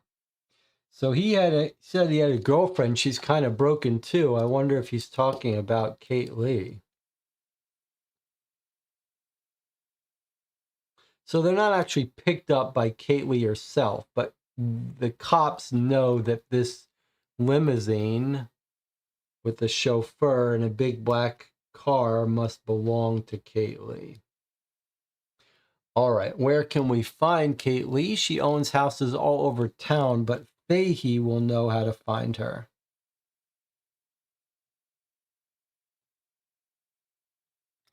The car only picks up Taylor. Is that true, or does she just say mostly Taylor? Sometimes he gets picked up. Yes, you're right. Sometimes he gets picked up.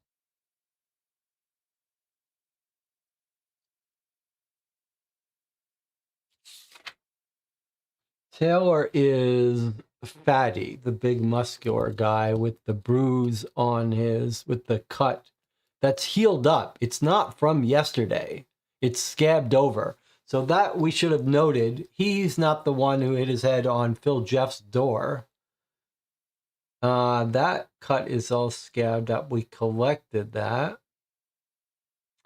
And we need to reread the comment about the gun, because even though we wrote it down as evidence, we need to make sure we want to follow up on this.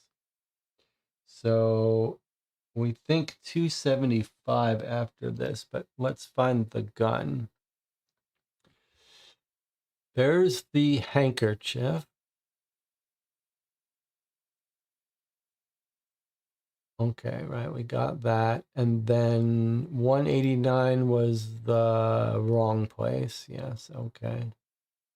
2, 2, past, then we read 275. Okay, yes. So 275 is where we find the gun. All right. It's a Colt Army Special. Colt Army Special, which gives us M, who we're going to talk about it. It's in Clark's room.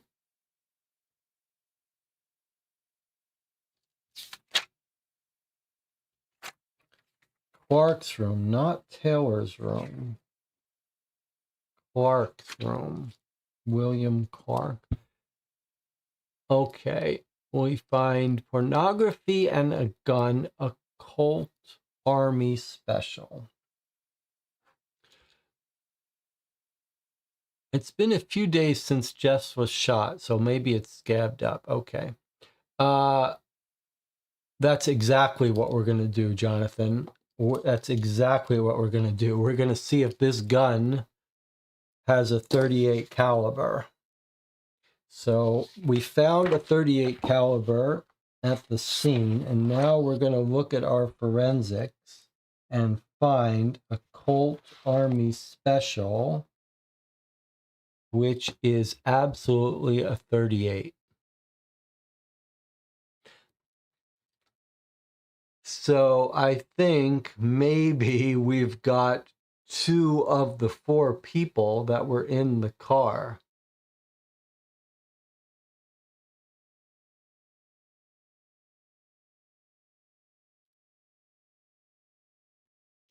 It's a pretty big coincidence, if not.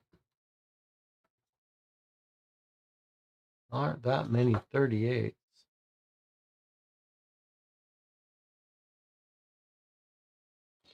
All right, that is a 38.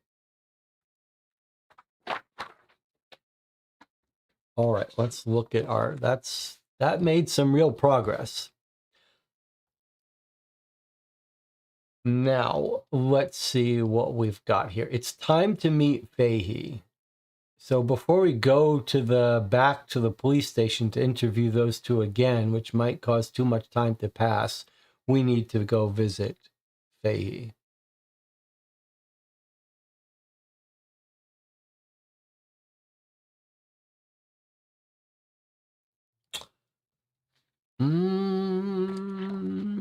Let's see.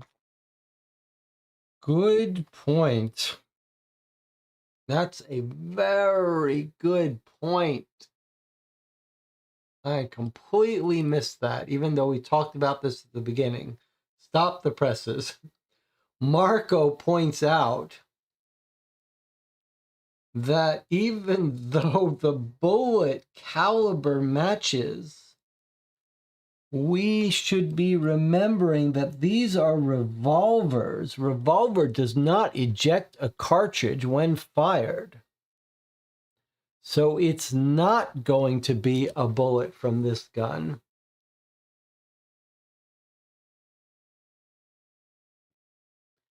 We probably should be looking for something like this.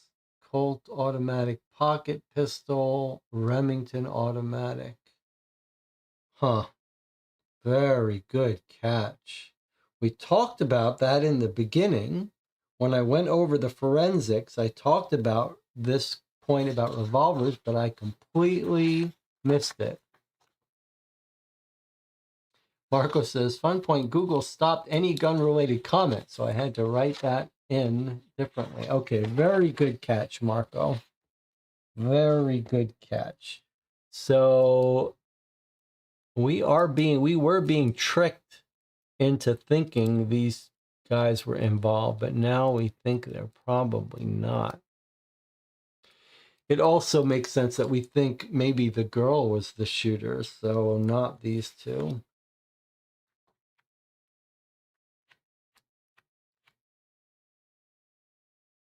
All right. Time to visit Fahey, though, because if we don't visit now, we're going to lose him. So we're going to head over to the Strand, which I looked up and is entry number 9. We don't know what neighborhood that's in, so I'm going to just not penalize us for that travel, because for all we know, it's here in King's Cross. So we're just going to head over to 9. And you'll see that when I do go to 9, here is the Strand Hotel. We don't know where exactly it is, but this is where we're supposed to be. Inside the Strand Hotel is smoky and dark. Men sit along the bar or at scattered tables, drinking and smoking with the dedication for fun. Let's see. For finding Fahey, the Strand was mentioned in entry 258. We passed it when we followed the woman from the bathhouse, so we had seen it mentioned before. Wow, that is sneaky. So you think we saw it when we followed the woman to the bathhouse, which was this trip in Woolloomooloo, which is what you said when that it should be in Woolloomooloo somewhere.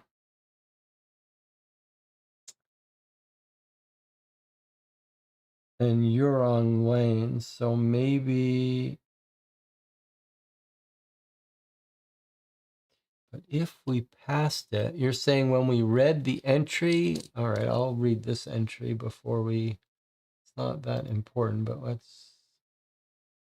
You're saying in 258, we follow the woman across the street to the Strand Hotel, then around the corner into William Street.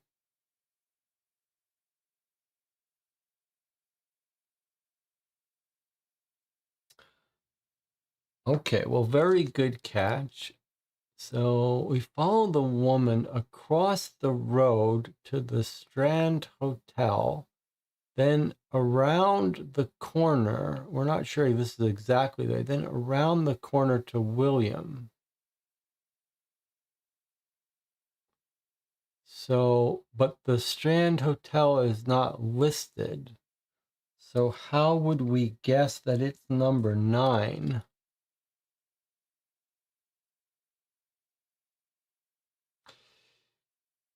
Yes, this is where we heard about the Strand Hotel. But now I still don't see where we would get that this is number 9 from. What street do we think this number 9? That still seems like a bug to me.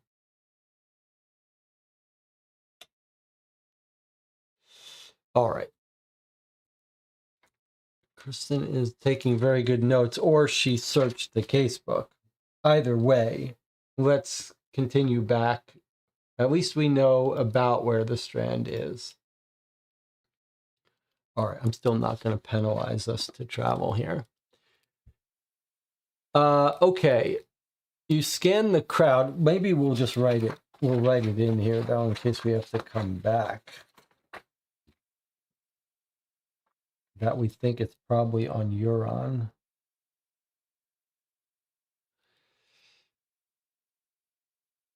Kristen says, okay, the numbers don't match, then definitely a bug. Yes, I think that's right. Okay, so you scan the crowd for Fahey, but don't immediately spot him. The bar is being tended by a pair of busty girls, while an old woman mops up a spill on the floor with arthritic slowness. Feet up, dear, croaks the old woman as she nudges you into a seat to mop where you were standing. Moving the mop with glacial lethargy, her voice abruptly lowers as Fahey whispers, "What's up?" Okay, now place 3 tips. Okay, so it's time to do our tips. Where's Lillian? All right, Lillian, you got 3 tips to ask Fahey about. Let's see what we've got. 187. All right, so we know one thing that we really want to ask her about because he's the only one who knows where Kate Lee is, right? So we should ask him about Kate Lee. We all agree. Okay. 3 tips. We're going to spend 1 to ask about Kate Lee. Even though we don't think this gang is involved, we need to follow up on it.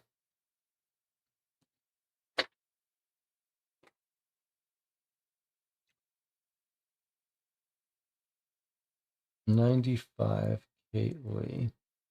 Fahey seems surprised at your question. Kate Lee? You know Kate Lee. Everyone knows Kate Lee. She's the fairy godmother of Darlinghurst crime. You've seen the Christmas party she throws each year for the local urchins, where she gives them all presents, mostly stolen, of course.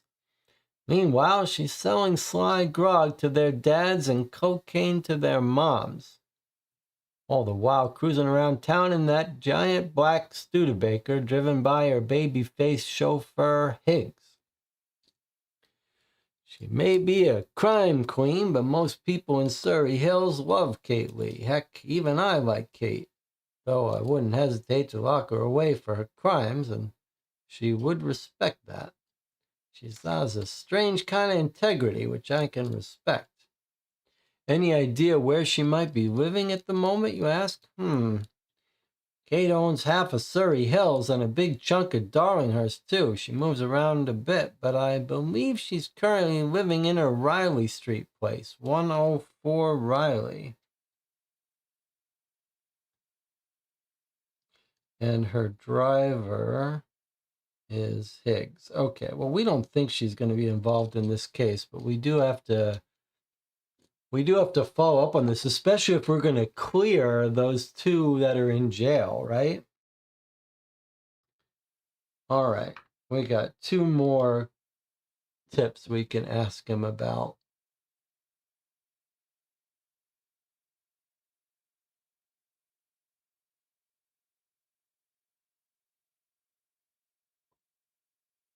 Who's it gonna be? Is our girl there? Is our girlfriend there? Yep, Olivia Reynolds. That's the one. That's who we got to ask about. Did we ever ask about Bennett? No, I don't remember now. I think we did. No, we want to ask about Olivia Reynolds to find out if she was the shooter. Olivia Reynolds. All right, Olivia Reynolds. That's how I'm spending my chip. To your surprise, Fahey grins widely. Olivia Reynolds. Yes, I do know Olivia Reynolds. I went undercover as a barman for a while and actually worked with her. She's a barmaid, you see. Her main claim to criminal fame is probably being Phil Jeff's girlfriend for the last year or so. Her testimony Probably all lies. Helped get Jeffs out of a sticky situation. Oh, she was the one that gave him the alibi about Maddox, maybe. And he seems to have rewarded her by letting her be his girl. Or maybe it's punishment, I don't know. Anyway, she's a feisty one and probably gives Jeffs as much grief as he gives her. Well, no information to track her down, unfortunately. But I wonder if this is saying she alibied him in the Maddox case. Not that that helps us all that much.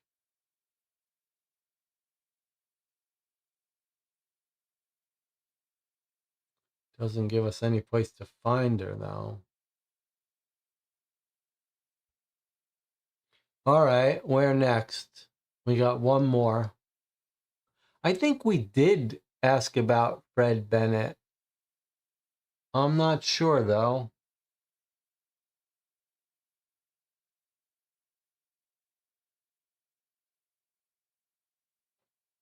You want to ask about Ida Maddox, even though we're going to be able to look her up in the paper?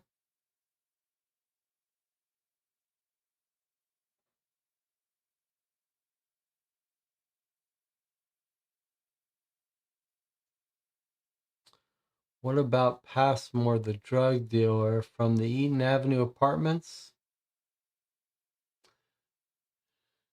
Everyone seems to know him. I'm not sure we have any reason to suspect him. And I'd like our guy to look up that driver's license, though. Hey, what about William Woolley? What about William Woolley? That's from the Maddox case.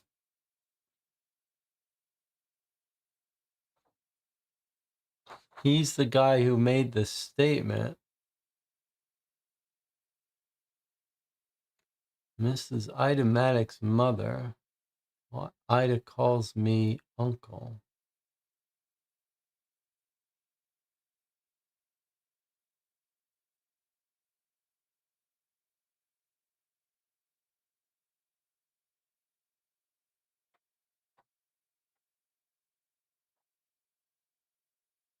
Should we talk to him?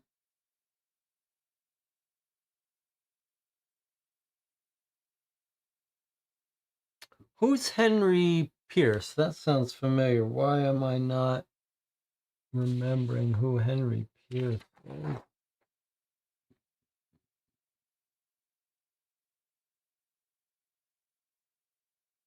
Henry Pierce was one of our secondary set of drug dealers. I'm not sure we know why Heath was visiting Passmore.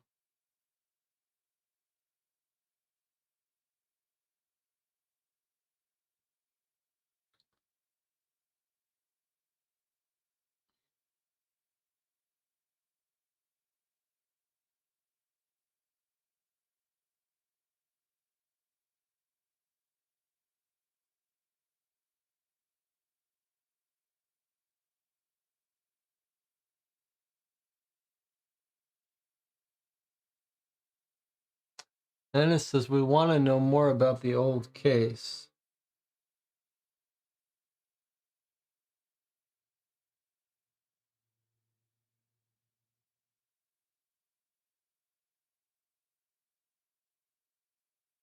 Ida Maddox could be the girl in the car, right?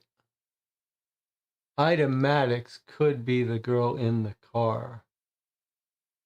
If it's not Olivia Reynolds. Though I think odds are good that it's Olivia Reynolds. But what if this is revenge for the Ida Maddox case?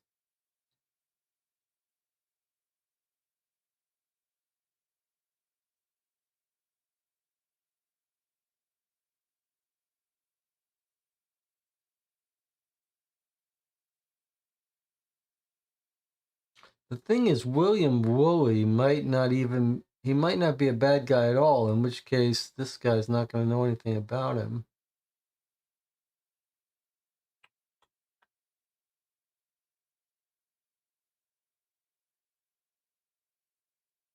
All right, let's ask him about Itematics. He might know more recent stuff about her if we think that case is involved. Itematics, there's our last chip. Yeah, I remember that case. It was only a year ago. Jeffs and some of his boys were facing a death penalty if they were convicted of kidnapping and rape. God, they dragged that poor woman through the dirt. Though I heard she wasn't as squeaky clean as we made out in the trial. The girls in Woods Lane would know if she was selling herself like the defense said. Itematics. Girls in Woods Lane.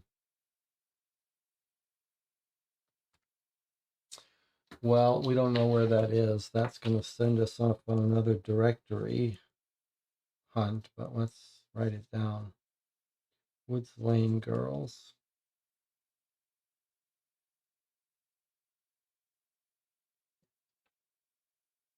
That's a lead, though. We have 19 Woods Lane from the police file, says Jonathan. Well, there's a good catch.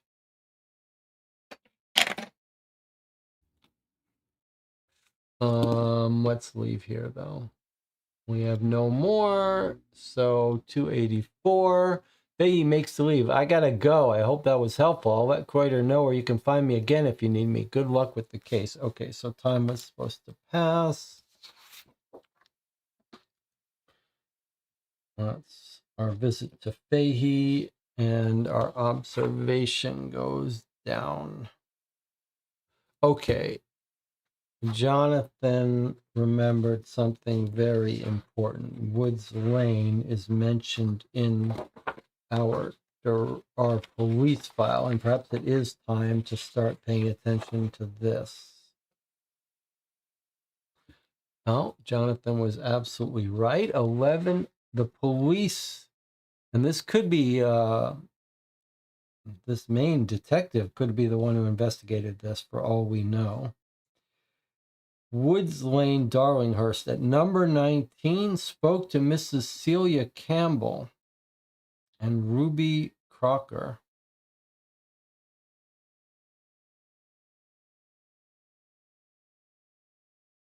They were cooperative.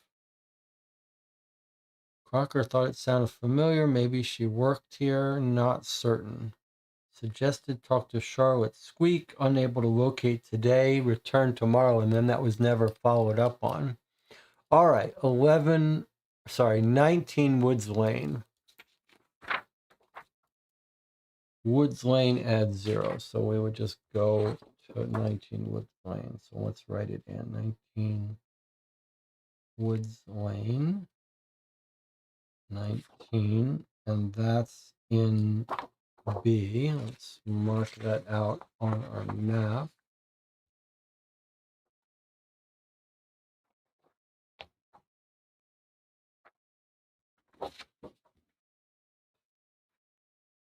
$19 in map B. Jonathan says, don't forget, we want to go back and talk to our prisoners again with the circled letters. Yes, good point. Okay, well, there's Woods Lane. So 19, we don't know where it is in there, but it's somewhere there.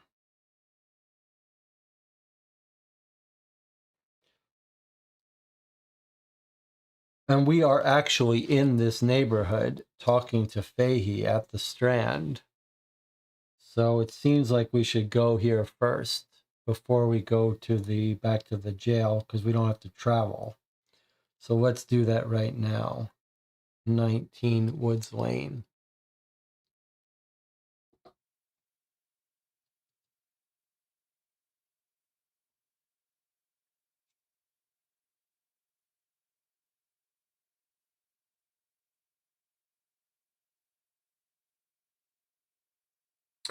"19 Woods Lane. Woods Lane is a narrow back alley hemmed in by grubby little houses. Despite the hour, there are a couple of girls leaning on the wall outside number 19 smoking. They watch warily as you approach and ask if they know Ida Maddox. The one with curly blonde hair stares you down. You guess her age at 19 or 20, but there's already a flinty hardness in her face. You could ask Squeak up at the main house. She knows all the girls. The other young woman grunts in agreement. Uh-huh. By the main house, you mean Tilly's place. Curls takes a long drag on her cigarette. Yeah, 191 Palmer Street, just around the corner. And who's Squeak? Yeah, she's one of us. Been there for ages. If anyone knows your girl, it's her. How will I know Squeak? Curls exhales a long stream of cigarette smoke. That's easy, she says. She's the one that looks like a wee girl, small like a child. Some of the clients like that, the sick bastards. You thank them and they continue smoking silently as you walk away. Okay, so Ida Maddox may have been a prostitute. If they know her there, we're going to find out. So Squeak, 191 Palmer.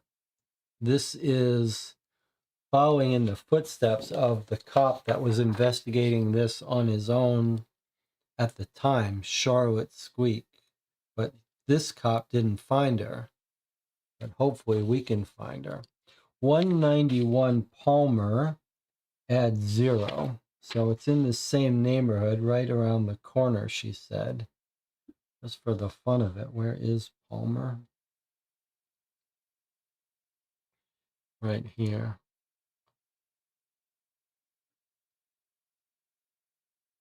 All right, let's go to 191 Palmer. Try to find Squeak. Tilly Devine's main brothel is completely unremarkable, the facade indistinguishable from those next door. You muse that in architecture as in policing, looks can be deceiving. If it's before 6 p.m., you think it's too early for us? Now, we should remember Tilly Devine is one of this is the madam of these prostitutes. Tilly Devine was mentioned to us as one of the people that has it in for Phil Jeffs. So could she be getting revenge on Phil Jeffs, who raped one of her girls?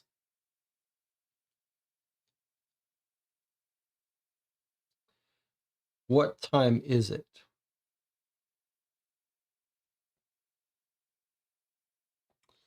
What time is it? It's 5 p.m. So actually, we've made it here before 6, but if it takes too long, we'll just wait it out. So it is before 6. Let's see what happens. The house is shut up tight. You'll need to come back in the evening. Okay, so we're just going to come back. Just going to wait an hour right here. We lose a force. Hopefully we won't have to push our way in. And now it's 6 p.m. And we can go back.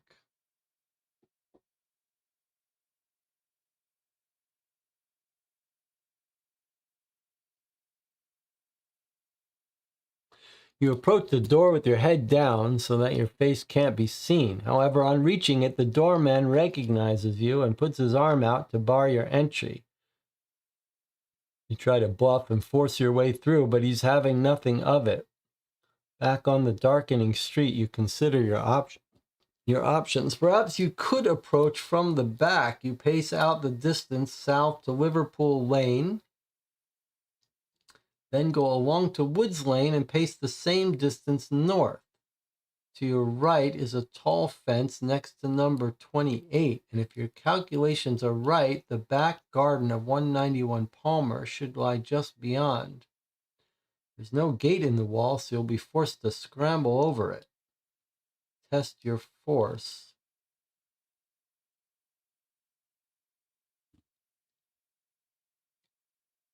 Is there any reason we should care about this spatial description? To your right is a tall wooden fence next to number 28.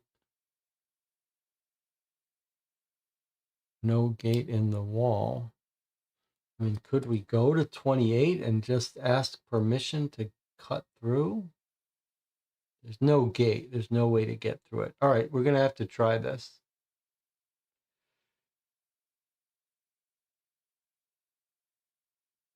We've got a force of 3. We need to get bigger than a 5. That seems doable. All right, so we need a 3 to pass this test. It's a 1. Is it time to use our cheat?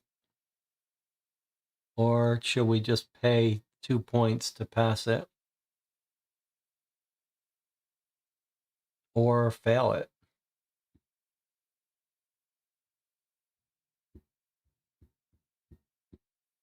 We haven't cheated yet. It's tempting to try to do this without cheating. We could still pass it. We just have to spend. Or we could roll our... All right, let's do this. Let's use our cheat to make up for the fact that we've had to struggle with some of the directories. All right, she's going to try again. We have to live with this, though. All right, she made it. All right, bigger than 531. We did it. Up over the fence goes Lillian.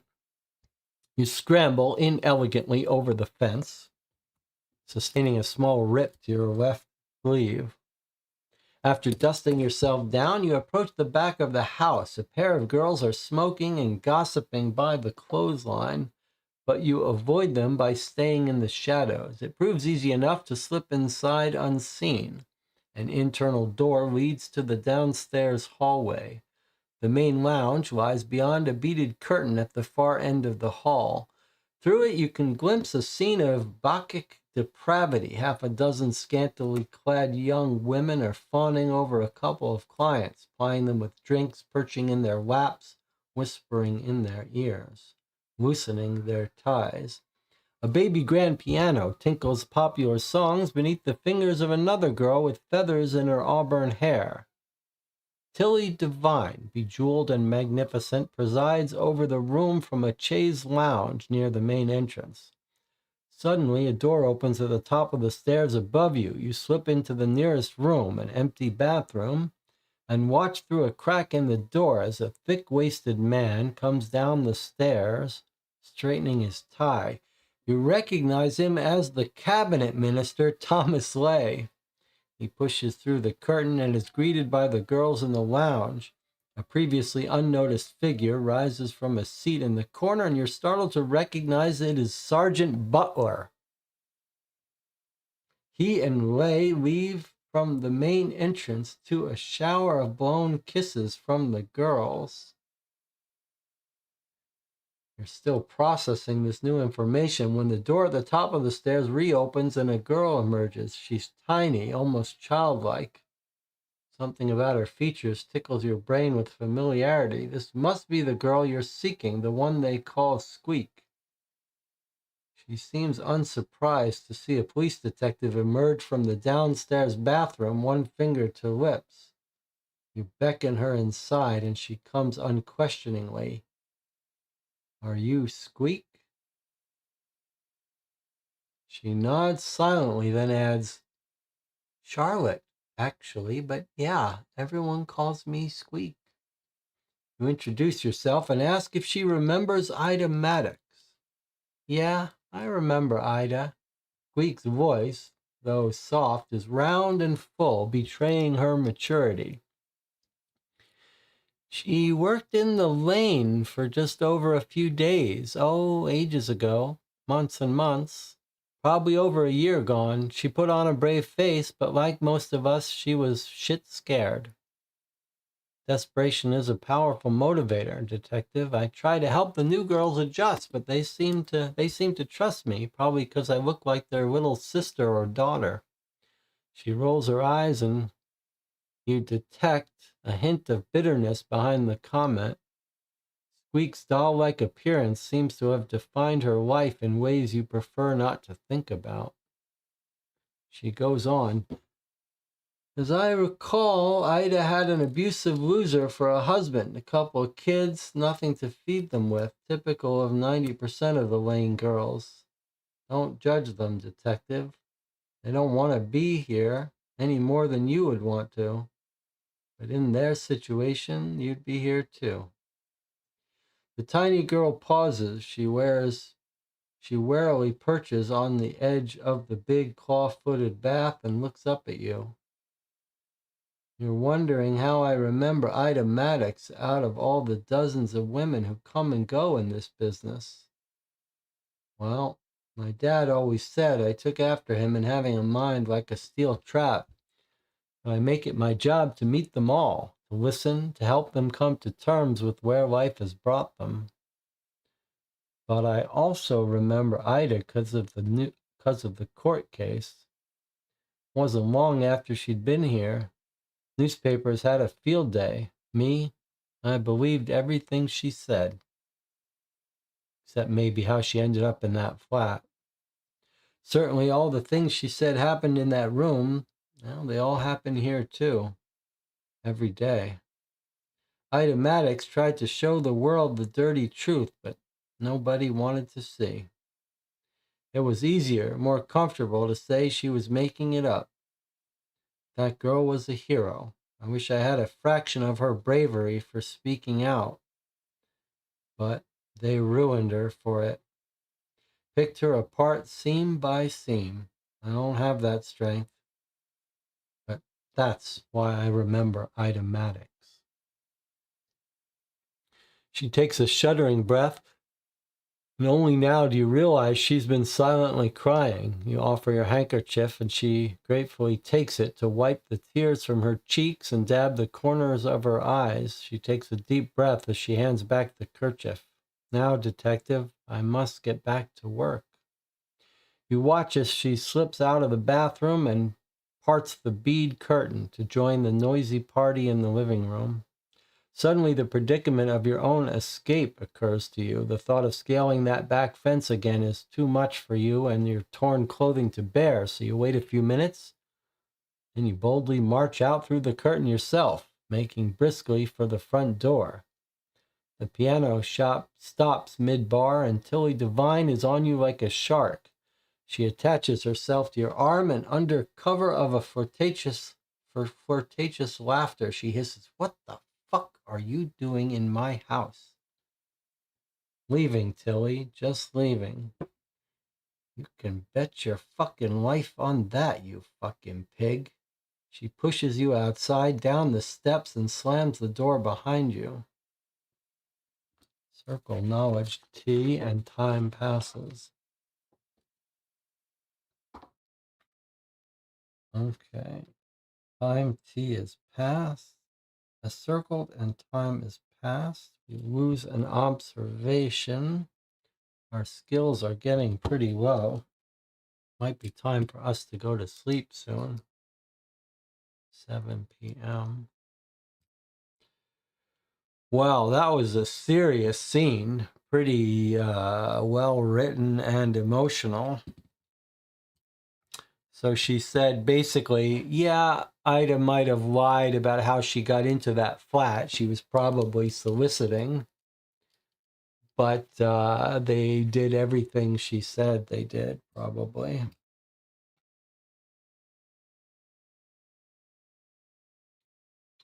Doesn't say anything about where Ida Maddox is now, though.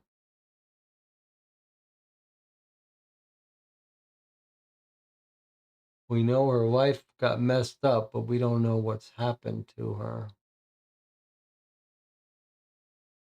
Well, it's time for a break. Let's take a break and then let's figure out. Looks like we're probably not quite done for the day. Maybe we have enough time to go to the police precinct and talk to those people about the evidence we found. That was a pretty good scene, though. All right, I'll see you in 8 minutes. We'll decide what to do next.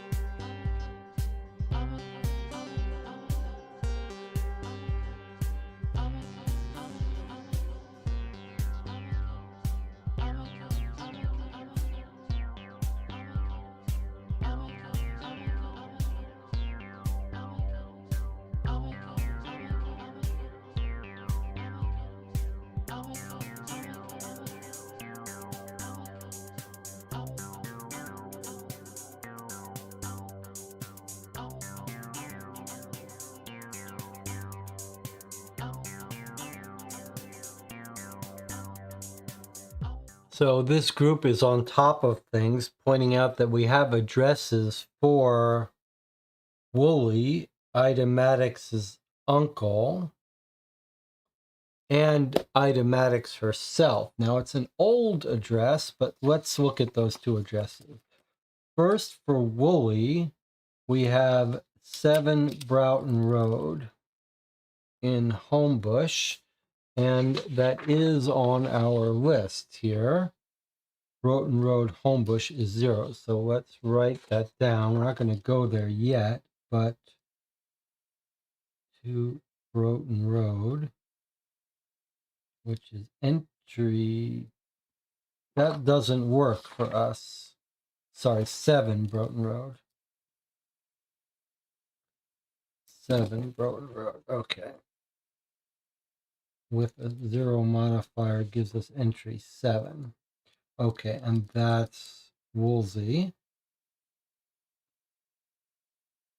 And then Ida Maddox herself, we do have an old address for her from February of last year, 2 Holford Road, Harford Road, 2 Harford. Why am I showing you that? I don't know. Sorry. So the uncle lives at 7 Broughton Road, which was found, and Ida's old home address, maybe she still lives there, is 2 Harford Place. Now, do we have Harford Place? Yes. 2 Harford Place is plus 50. 2 Harford Place would be to look up entry 52. We've been here, we've been here, we've been here. We've been to all these. Okay, so those are 2 more places if we want to follow up with Ida. Harford Place is in C. And Broughton is off the map.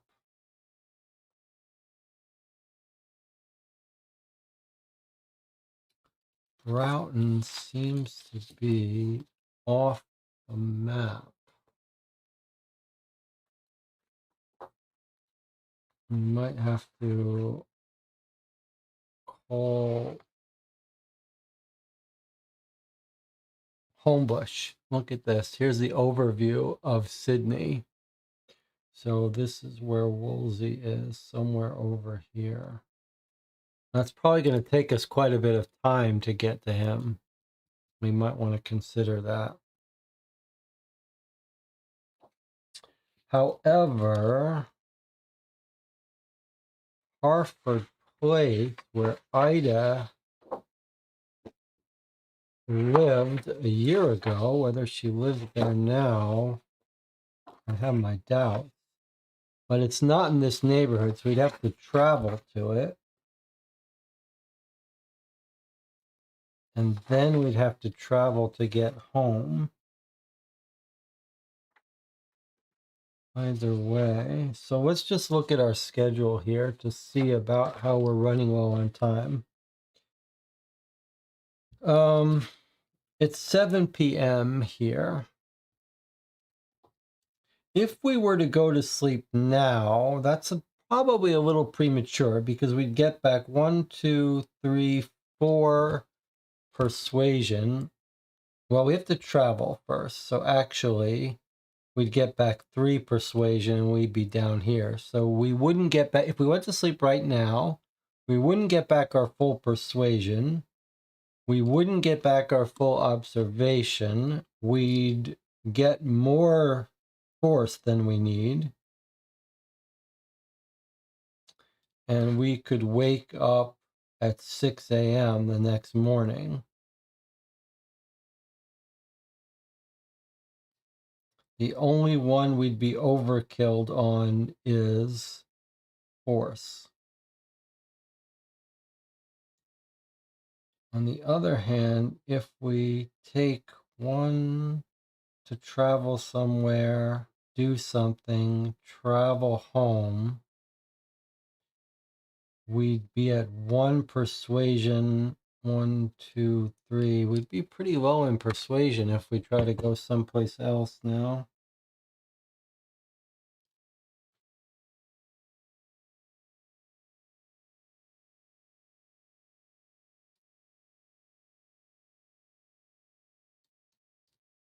Did the jail have visiting hour times that we had to hit?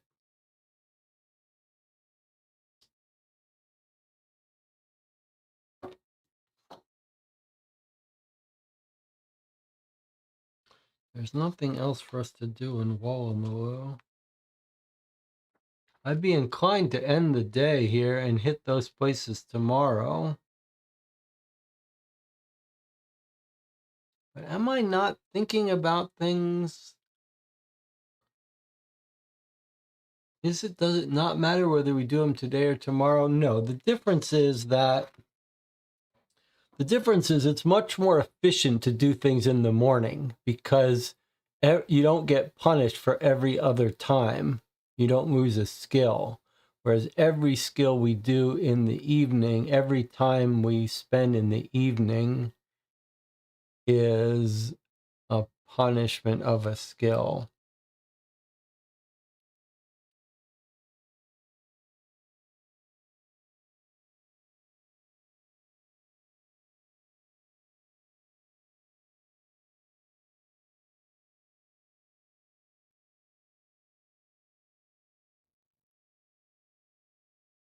Or maybe we're trying too hard to keep our skills maxed. I mean, it does help.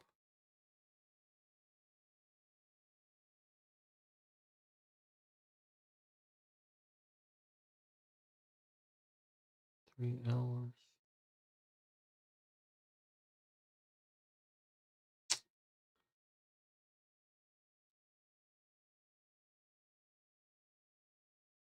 Uh,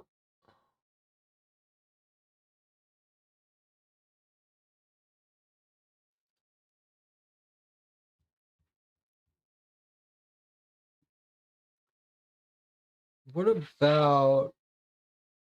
No, Kippick Street isn't here. Where is... It's not at our headquarters. Is there anything else we want to do at Darlington? What was the thing about the hospital asking us what day... Something changed at the hospital.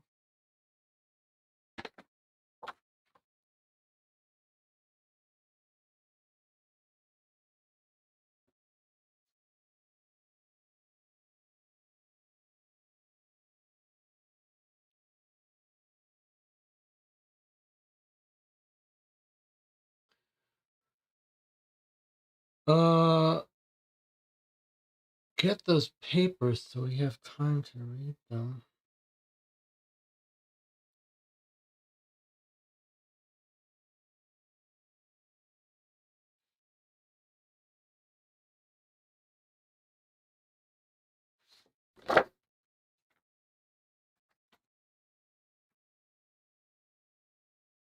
Surrey Hills is in E. Is there any other reason we want to go to E? No.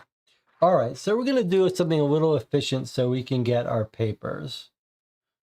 And we'll see how that works out. So we're going to travel to Surrey Hills. That eats up a persuasion. In Surrey Hills, we're going to go to the Truth Archive, which I had to look up is entry 6. So we're going to go to 6.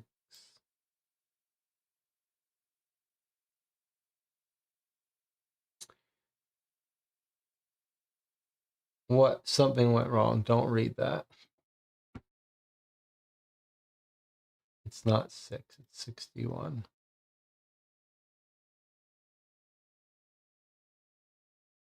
Yeah, 61.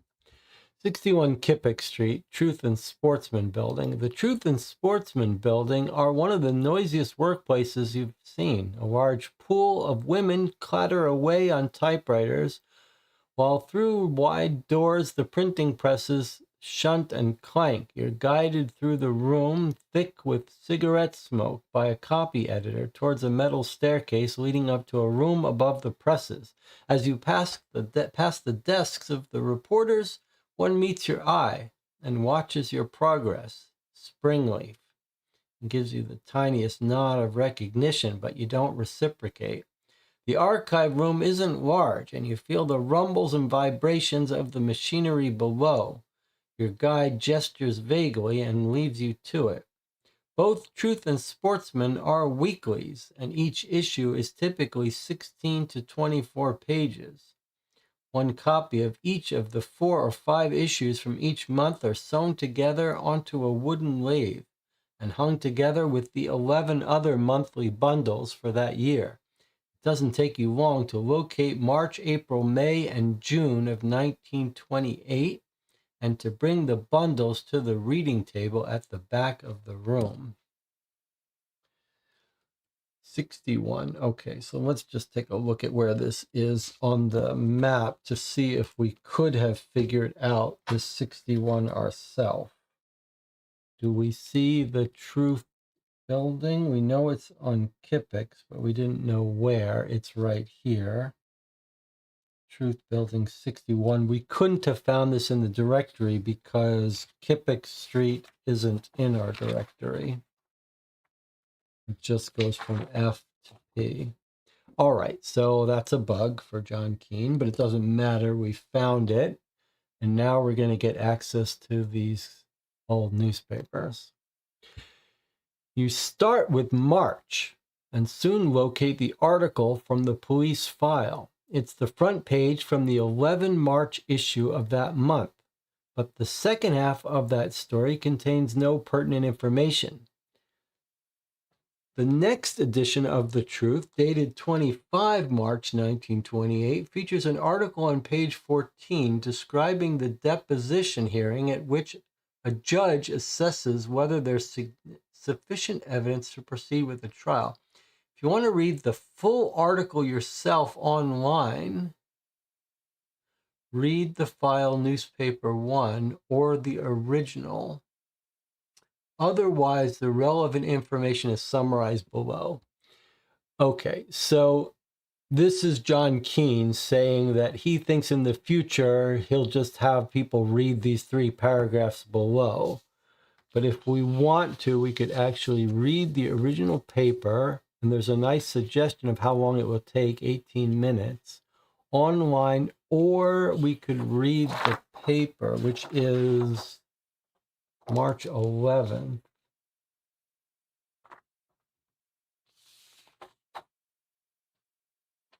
Is it this one?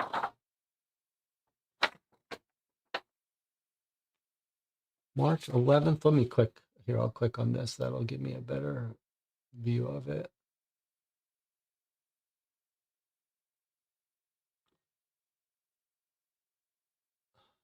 Five accused. Yes. Okay. It's weird that this says March 25th. So this is a bit of a bug, John Kean, if you're watching, because the newspaper itself is labeled March 25th,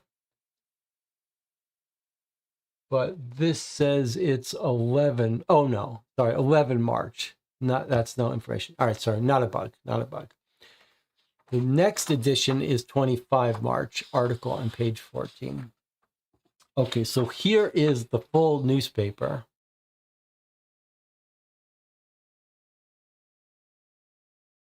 About the true case.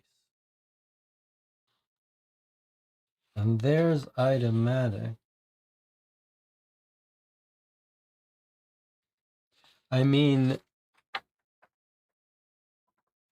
well, let's read the summary here. I'm tempted to read a little bit of this paper. Let's see. The key hook used by the Truth was that Idamatic's testimony would be so graphic it should be witnessed by neither press nor public. So the courtroom was cleared when the time came for Mrs. Maddox to testify.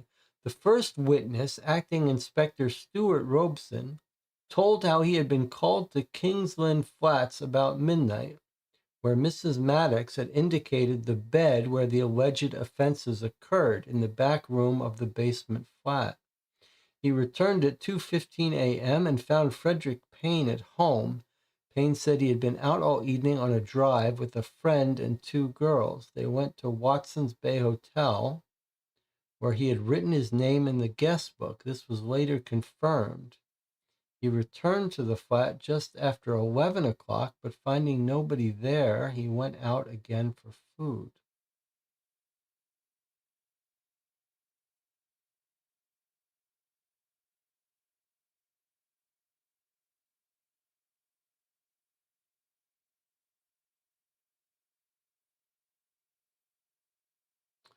Comes back at 2:15. Frederick Payne is there. Frederick Payne says, I've been out all evening on a drive. Says where he went. He confirms it, that he was at this hotel. Says he went back to the flat just after 11. Looks like it's continuing here. Detective Sergeant Miller took up the case the following morning, interviewed Payne, and was told the same story. He collected Herbert Wilson and Phil Jeffs from Rock Lodge Flats in King's Cross Road, presented the three men to Mrs. Maddox in a police lineup among 9 other similar men. She picked the 3 out, along with a 4th man who could not have been involved, so she falsely identified one person. Mistakenly identified one person. Herbert Wilson, Jeffs, and Payne were charged. At 1:30 p.m., Miller visited an address in Randwick where he apprehended Ernest Wilson after he attempted to flee. A second man fled successfully. Ernest Wilson was placed in a police lineup and was identified by Mrs. Maddox. He was then charged. Heath was then interviewed and claimed he had been at the King's Cross Picture Theater but couldn't describe the film. Mrs. Maddox picked him out of a police lineup after asking him to say, "My beautiful baby." He was then charged like the others. Miller said that later both Heath and Herbert Wilson were charged with a further offense, one of a nauseating and unprintable nature. The next witness was Ida Maddox's uncle, William Woolley, an electric tram driver living at 7 Broughton Road, Homebush.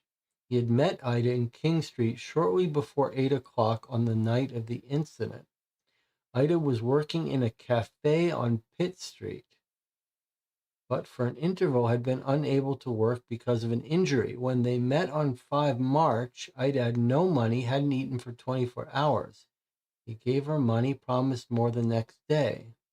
At 9:30 p.m., Woolley put her in a tram at the corner of King and Elizabeth Street. She was alone. Under Mr. Dovey's cross-examination, Woolley admitted that Ida had previously lived apart from her husband for some 6 months, renting a room in Palmer Street. That's the prostitution Woods Lane place. He had visited her there, but had not seen her young son. Mr. Dovey suggested Ida was paying a Mrs. Walsh, 10 shilling a week for looking after her son, but Woolley was not able to confirm this. Sworn statements were then presented from Payne, Herbert, Wilson, and Jeffs. Payne's elaborated on what was previously related. Herbert Wilson's statement was that he had been with Jeffs and all others all day from 10:15 a.m. to 1 a.m. the next morning, drinking champagne, but not at King's Lynn Flats. Jeffs stated he had been at a party at his Rock Lodge flat all day till around midnight. The court was then cleared for Ida Maddox to testify along with 4 doctors and her husband. Yikes. Finally, the judge determined there was enough evidence for a trial to be held on 5th of June. Defendants were refused bail. All right. So this, what we've read, is a summary of the full real paper. And John Kean has made clear that there are no more hidden clues in this paper. He has specifically summarized anything that could be important. So I guess we can stick with this since this was overwhelming enough for us. And this is one of multiple papers. So 126 is the 25 March 1928 paper. Lots of stuff here, right? we do have a timeline. I wanted to get this right. He met Ida in King Street, her uncle, before 8 o'clock on the night of the incident. 9:30, he puts her in a tram. So that's our timeline for this incident. 9:30 p.m. on tram, King and Elizabeth Street.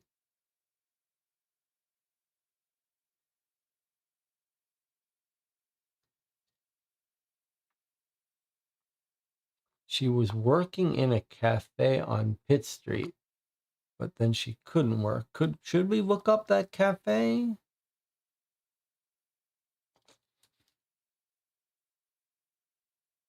Possibly. I don't know what that would give us, but all right. So, and this is 5 March. This is the day of the incident. And is this near Eaton Avenue? Or does she get on a tram and go to Eaton Avenue?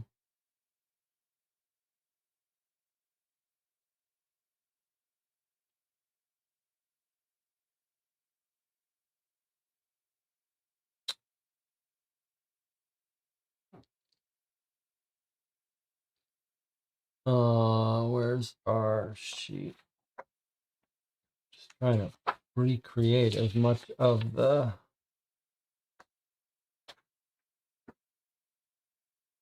situation as I can. Elizabeth Street is in A and E.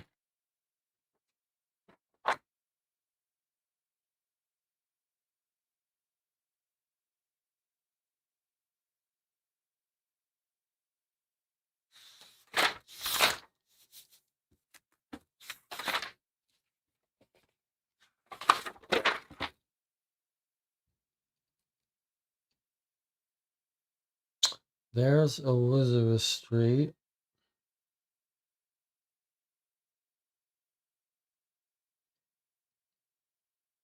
I don't know where she got put on this tram.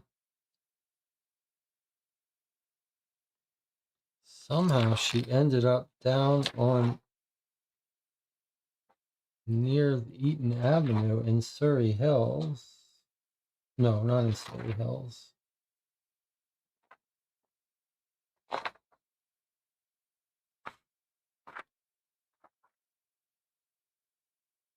In King's Cross. Okay, somehow she ends up in near King's Cross. Not clear how. He put her in a tram and then she ends up somehow at the end of the night near these guys' house. Okay, what does she identify? Frederick Payne. Who are our people again?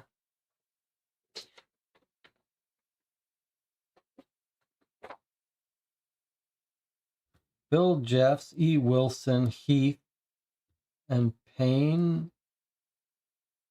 There's 2 Wilsons. 5 accused. 1, 2, 3, 4, 5. So 2 Wilsons, Heath, Payne. Sorry. The accused are Wilson and Wilson, H and E Wilson, Jeffs, Heath, and Payne.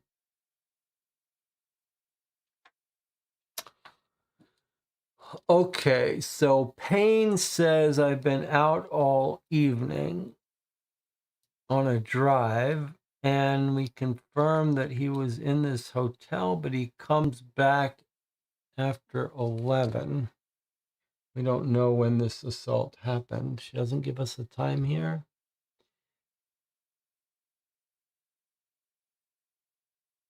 He got Herbert Wilson, Phil Jeffs, She picks the 3 out. They charge those 3. Then they find Ernest Wilson, the 4th. He tries to flee. A second man does flee.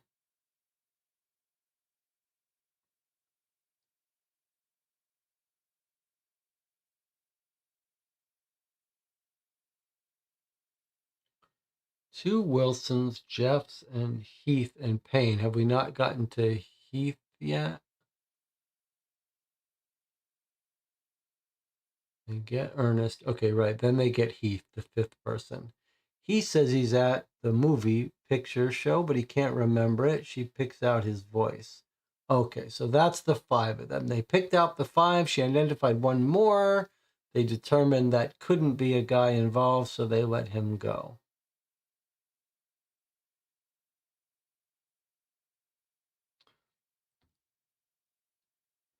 Okay. They confirm she used to live at the prostitution house. Then they get a statement from Herbert Wilson. He had been with Jeffs and the rest of them all day and all night at a party. That's it. Okay, anything else anyone want to point out? Sometime at 9:30, he drops her in a tram. Somehow she makes her way to Eaton Avenue, where the assault happens at some point. She said it was 2 hours from about 10 to 12. Where did she say it was 2 hours? I don't remember that part.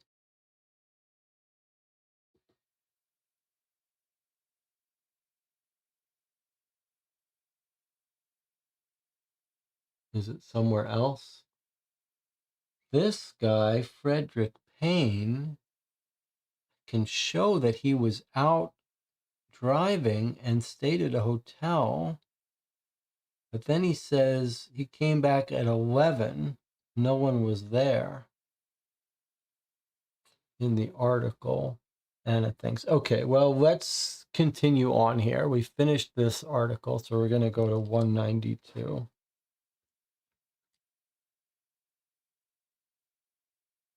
The 13 May 1928 issue picks up the story, dedicating 2 full pages to the trial.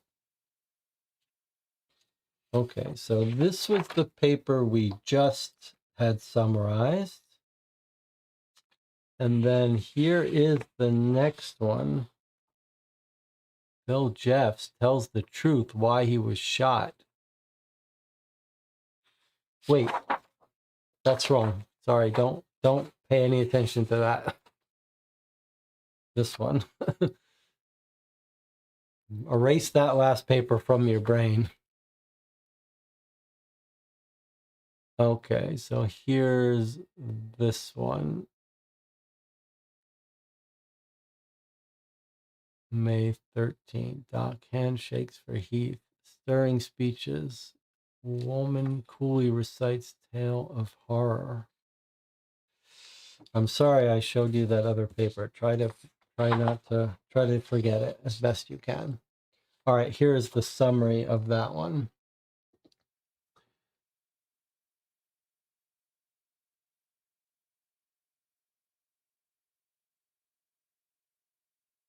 After a 3-day trial, Truth reports Philip Jeffs, Ernest Wilson, Herbert Wilson, known as Travers, which is what it says here, Travers.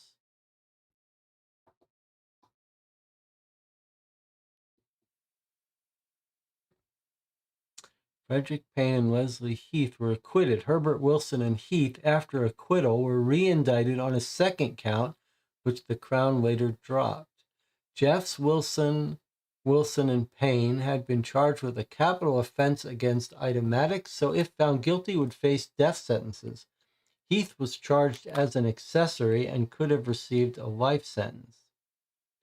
The first hour of the trial was spent selecting the jury. William Woolley was the first witness called. His account was similar to that previously reported.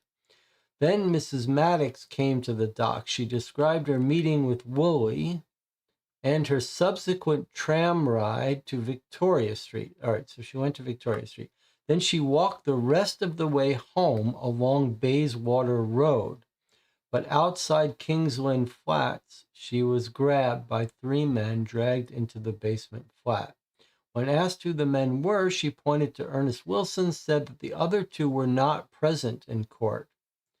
One was dark, the other fair.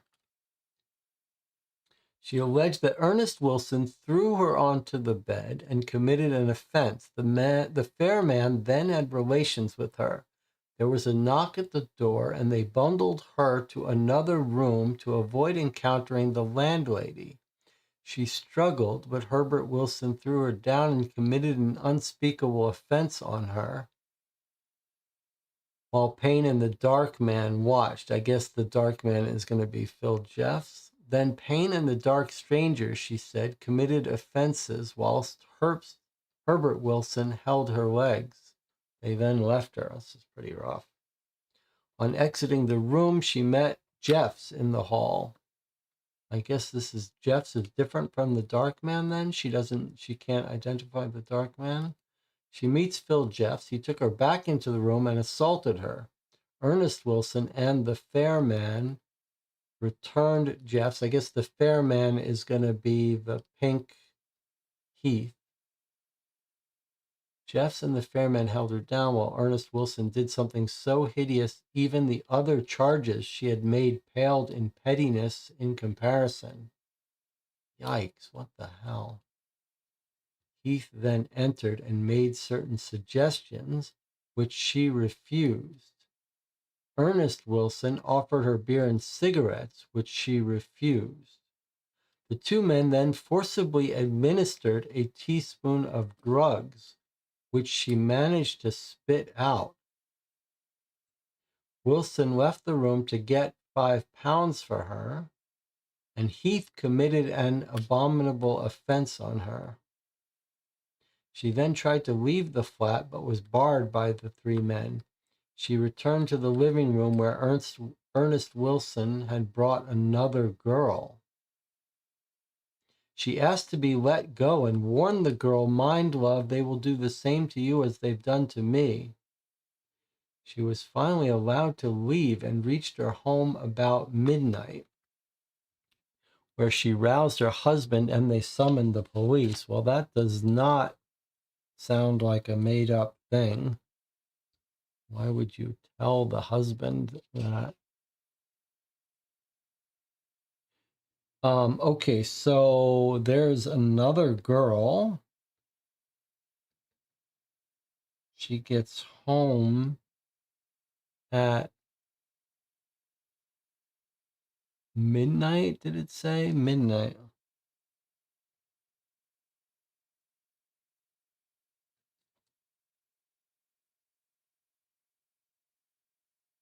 There's another girl.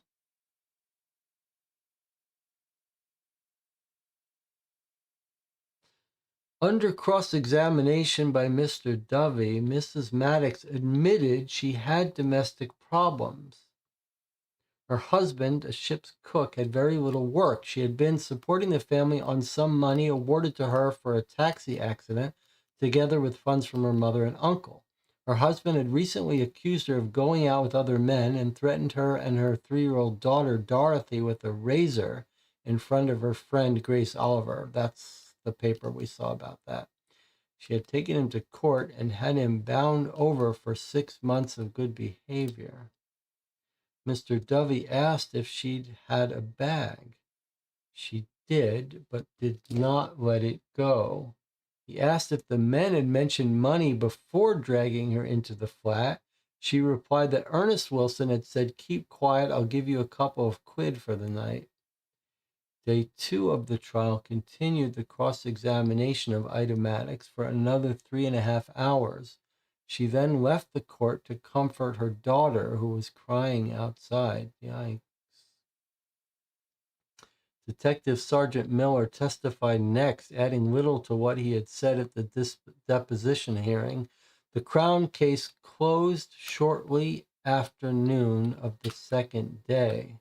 Phil Jeffs then stood and read a statement. He said that on the day of the alleged incident, he had invited a young lady called Olive Reynolds to his flat for a party. She came with a friend, Bessie Crawford, and there were several others, including Herbert Wilson and men called Cunningham and Bill Clark.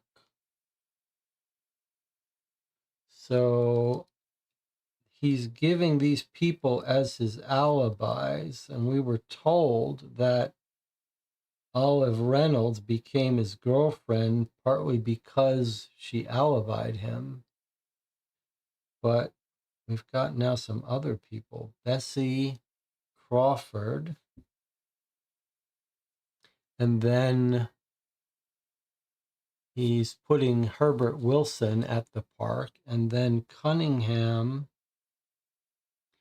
and Bill Clark. Is that our Bill Clark? Is that one of the two men he's accusing of shooting him? Is that our Bill Clark?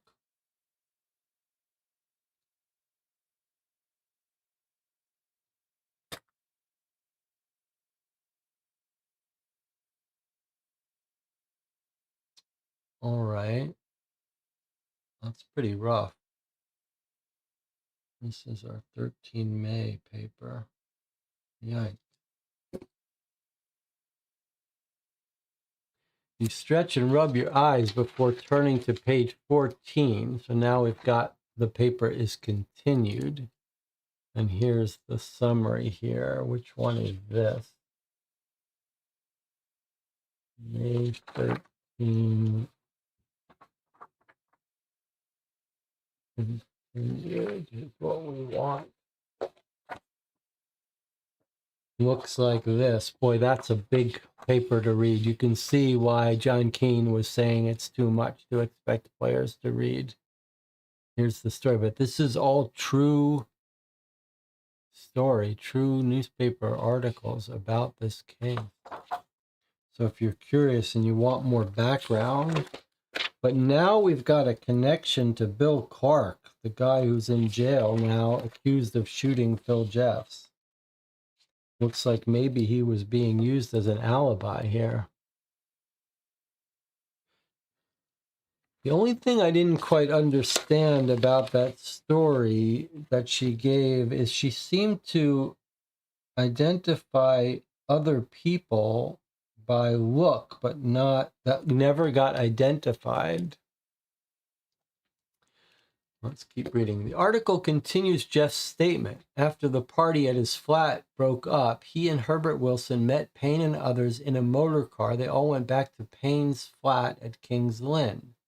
As they entered, he saw a woman who he now knows to be Mrs. Maddox powdering her face. He paid her little attention, and that was all. Olive Reynolds was called next and corroborated Jeff's statement. She also acknowledged she had spent that night with him, and she had been seeing him for 5 months, and that she was true to him. Olive's friend Bessie Crawford further corroborated the story. It sounds like we should talk to Bessie Crawford. She might be more likely to tell the truth now. In addition, she had accompanied the men to Kingsland Flats, where she had seen Mrs. Maddox powdering her face. Mrs. Maddox had looked across to her and calmly said, "Mind, love, they'll do the same to you as they've done to me. Promise you the world and then kick you out." Mrs. Maddox then laughed and walked out. I see. So Bessie Crawford is the woman that Mrs. Maddox actually does run into. It's a little strange.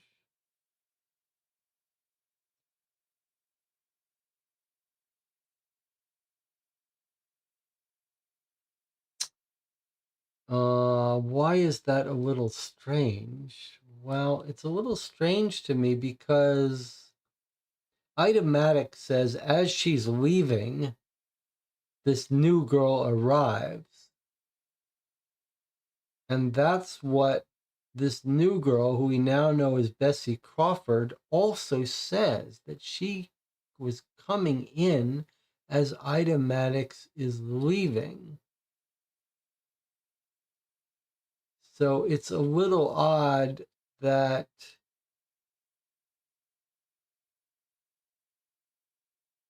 Bessie Crawford is just showing up. But I guess they're lying. They're saying they all just showed up. But we think that maybe Bessie and Olive, or Bessie just shows up alone and the men are already there. Okay, and then she says some bullshit about how Ida Maddox leaves and is happy. Herbert Wilson then read his statement, which mirrored Jeff's. He finished with, Mrs. Maddox appeared to me to be perfectly normal, quite at home with the other people in the flat. I'm absolutely innocent of the crime. Payne's statement detailed his night out in the motor car with friends, all of whom corroborated his story, as did the son of the licensee of the Watson's Bay Hotel that they visited.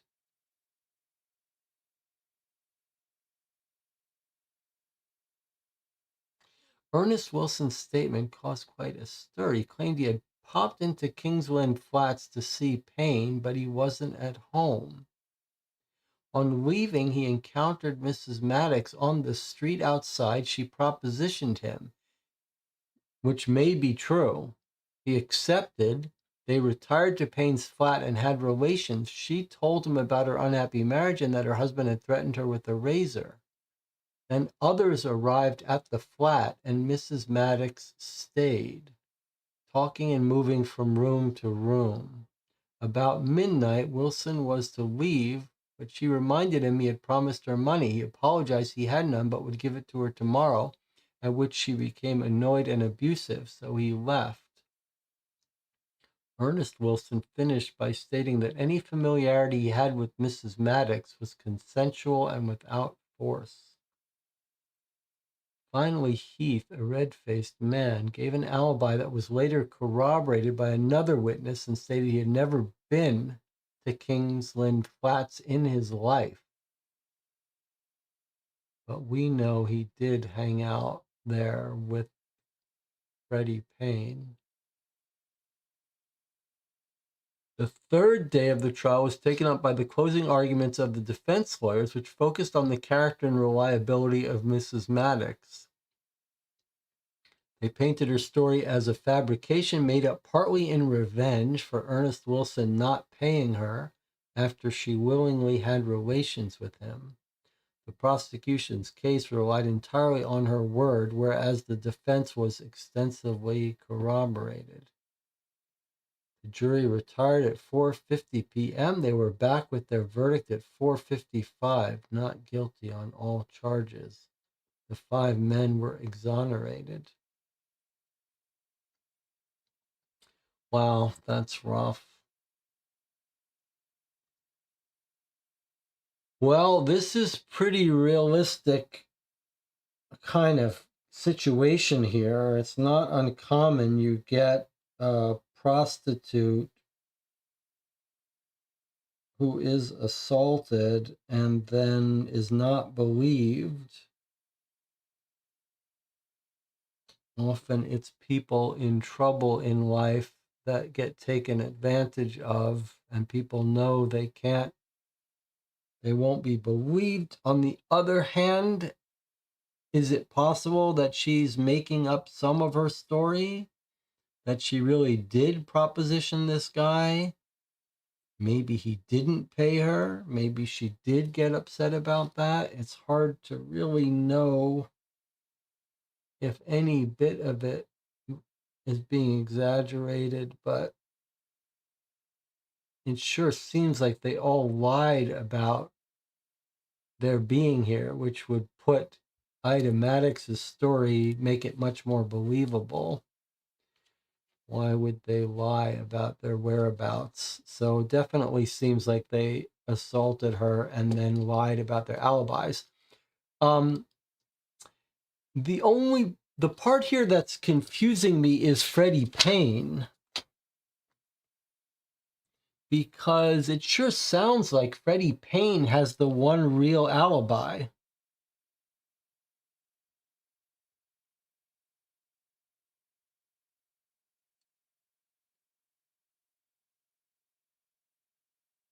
He's corroborated by a bunch of friends and a hotel that they were at. But does he come back and get involved with her?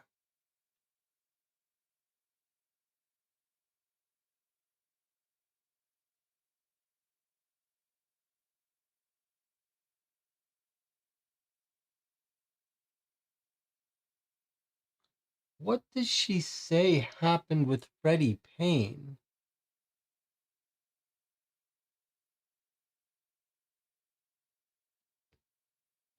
Jeff says after the party, they met up with Payne and went back. As they entered, they find Maddox. Okay, so it's Ernest Wilson that meets her alone outside, takes her in, abuses her, and then all the others show up. So this part about corroborating the story is only corroborating that he was in the hotel at the Bay Hotel until around 11 p.m. Right? So 11 p.m. Payne comes back, he says, but he says the place was empty. So probably if this is true, then she was assaulted by the rest of them somewhere between 11 p.m. and midnight. All right, Anna says, we'll chew on this later. Let's keep reading. All right, 184. This seems to be the end of the whole sordid affair. You stand and stretch, then pick up the bundle of papers and return them to their rack. Test your observation. If it's bigger than 4. Okay, our observation is down to 3. So we need to roll a 2 to succeed at whatever this test is. All right, so we succeeded. We've cheated once with our custom cheat reroll. Read 10. As you bundle up the newspapers, your eye hits an odd little postscript dated 10 June 1928. So we can read it. Newspaper for 10 June. I think this one is, let's do this. Here's the real paper. Okay, so yes, it's this paper. Mrs. Maddox fades quietly out. Outraged witness gone. Scene of late sensation knows her no more. Is that her hat with the outfit? So remember, we identified Olivia Reynolds as possibly wearing a hat with a flower on it, and now we have Ida Maddox, possibly an alternative. Let's see what it says. The article consists mostly of idle speculation about the state of mind of Mrs. Maddox before, during, and after the trial. The only factual content seems to be that she had left Sydney, though her destination was not known, nor whether she left from fear of retribution, public shame, or some other reason.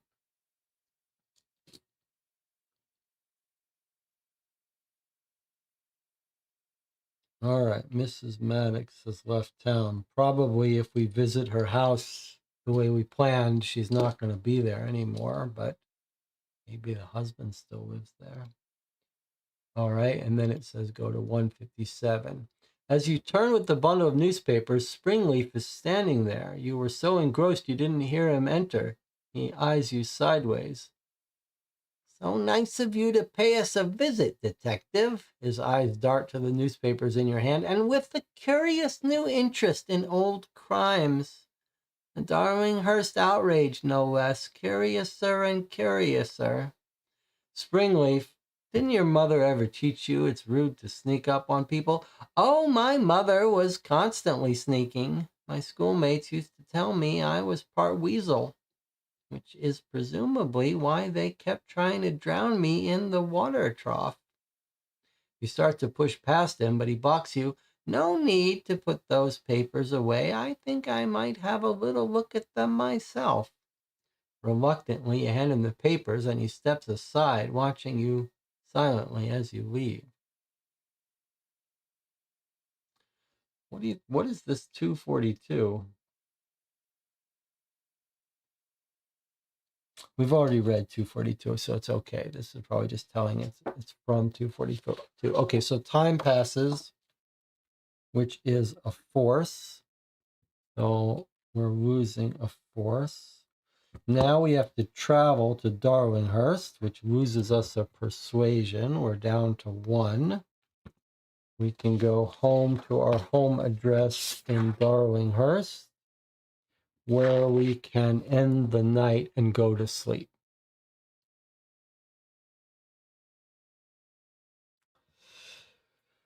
Okay, here are our stats. Let's end the day by reading this night entry, 203. And let's hope that our 2 people in jail don't get moved or killed, because we haven't talked to them the way we want to. Let's go read the end of night, 203, and then we'll end our session for today. For once, Kreuter's not at his desk when you return to the station to file your daily report. You wonder where he could be on a Saturday evening. Surely he hasn't gone dancing with the mysterious nurse friend he mentioned the other day. But he hasn't completely abandoned you. There's a note left in your pigeonhole to say that Fahey will be at the Greek Orthodox Church on Dowling Street, Sunday from 10 to 12. So 203 end, meet Fahey, Sunday between 10 and 12 noon, Greek Orthodox Church. Seems like we'll be able to find that in the directory. On Dowling Street.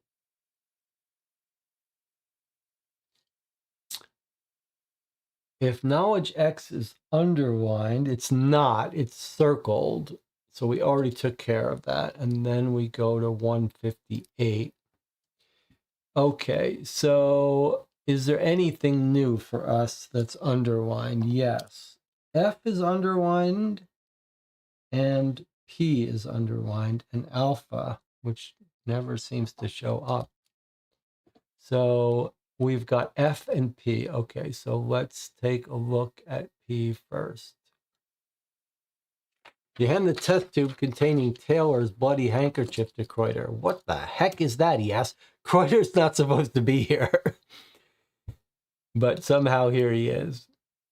It looks like someone's dirty snot rag. You roll your eyes at him. You may call it a bloody snot rag, but I call it evidence. Let's just see what the university chemists make of it. Circle P. Okay. Somehow we found Kreuter. And then F is underlined. You can just scrap a paper and a pencil from Kreuter's desk and write convertible 4-seater 89.5. That's our license plate. You slide it over to him. He looks up at it, then up at you. Is that your reckless driver? Something like that. Can you see what the vehicle registration records tell us? No problem. I'll get right onto it. Circle F and underline V. That's pretty exciting. Well, this is going to blow our case wide open if we can find out who owns this car. Underline V. Okay, I've underlined V. So I guess the next day we're going to get that information.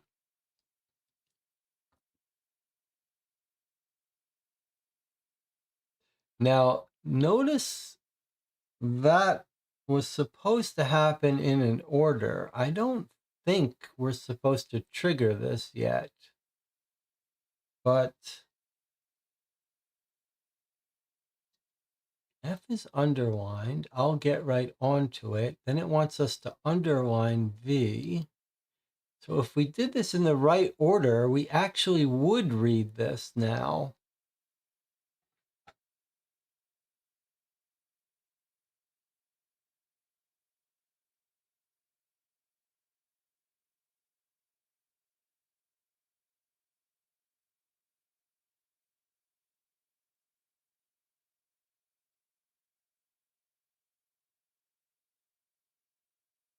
Anna says 199 has a bug. I'm not sure that's true, but before we get to that, I'm trying to figure out if we should read this now or not.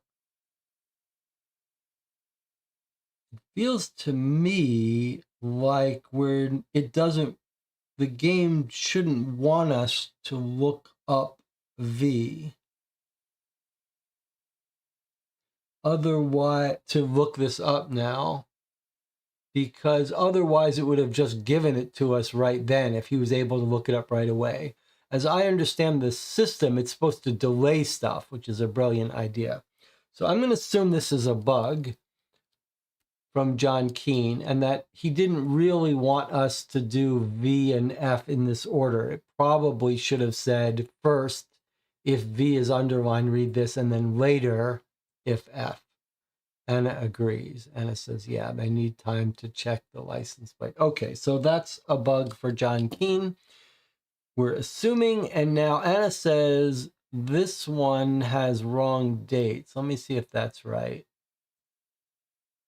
The next morning, which is Sunday, 43, this looks fine to me. This is just the generic version of this information here. It's just repeating it in a different format. So Sunday, oh, I see what you're saying. Yes, it's not 22nd of May on Sunday. It's actually 12th of May. Okay, that's the bug Anna was saying, that these actual numbers are right, but the dates are wrong. Okay, that's fine. All right, well, let's finish our going to bed here. So we're going to sleep now. So we're getting 1, 2, 3 forced back. 1, 2, 3. Our force is full. 1, 2, 3 observations back. 1, 2, 3. Not too bad, but only 2 persuasions back. 2, 3. And that brings us to there. And then we should sleep through this, right? Sleep through 6 a.m. Continue sleeping, which would get us 1 more persuasion back. And now we're in pretty good shape. Probably we should wake up at 7 a.m., don't you think? Rather than sleep through just to bump our observation up to 7. So that's to end our sleep. We'll wake up at 7 a.m. Got plenty to do. Okay, another 4-hour session. A little rough. I brought out the wrong paper. Hopefully you can wipe that from your memory.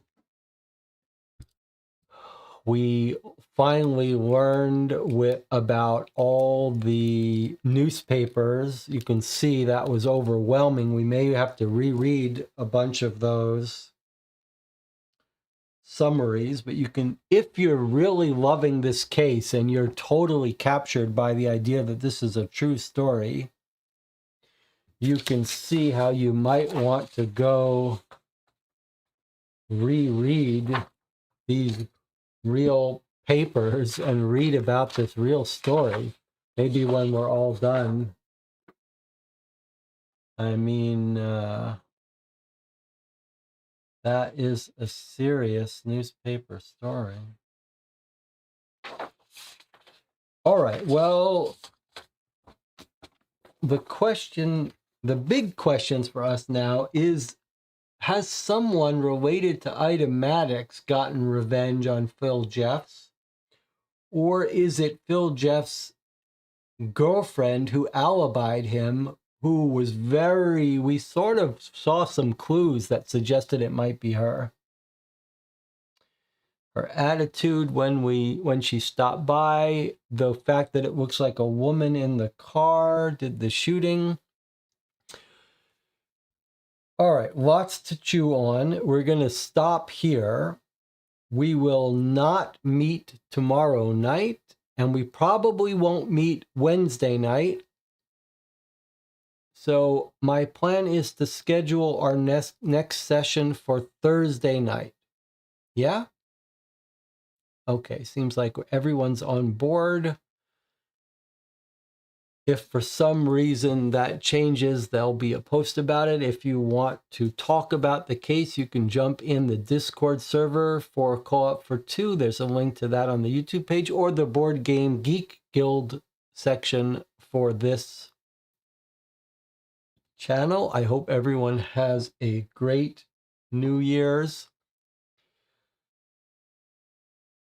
I might be live streaming on New Year's Eve. It will depend on a bunch of things. If I do, it won't be playing Razorhurst. It'll be playing something that takes a single session. I can't guarantee it. I'm not sure. You can find out by subscribing to the YouTube channel. I hope you guys have a great New Year. I'll see you in 2025. I guess I have some other stuff to do. I probably have to, well, we'll worry about that later. I'll see you next time.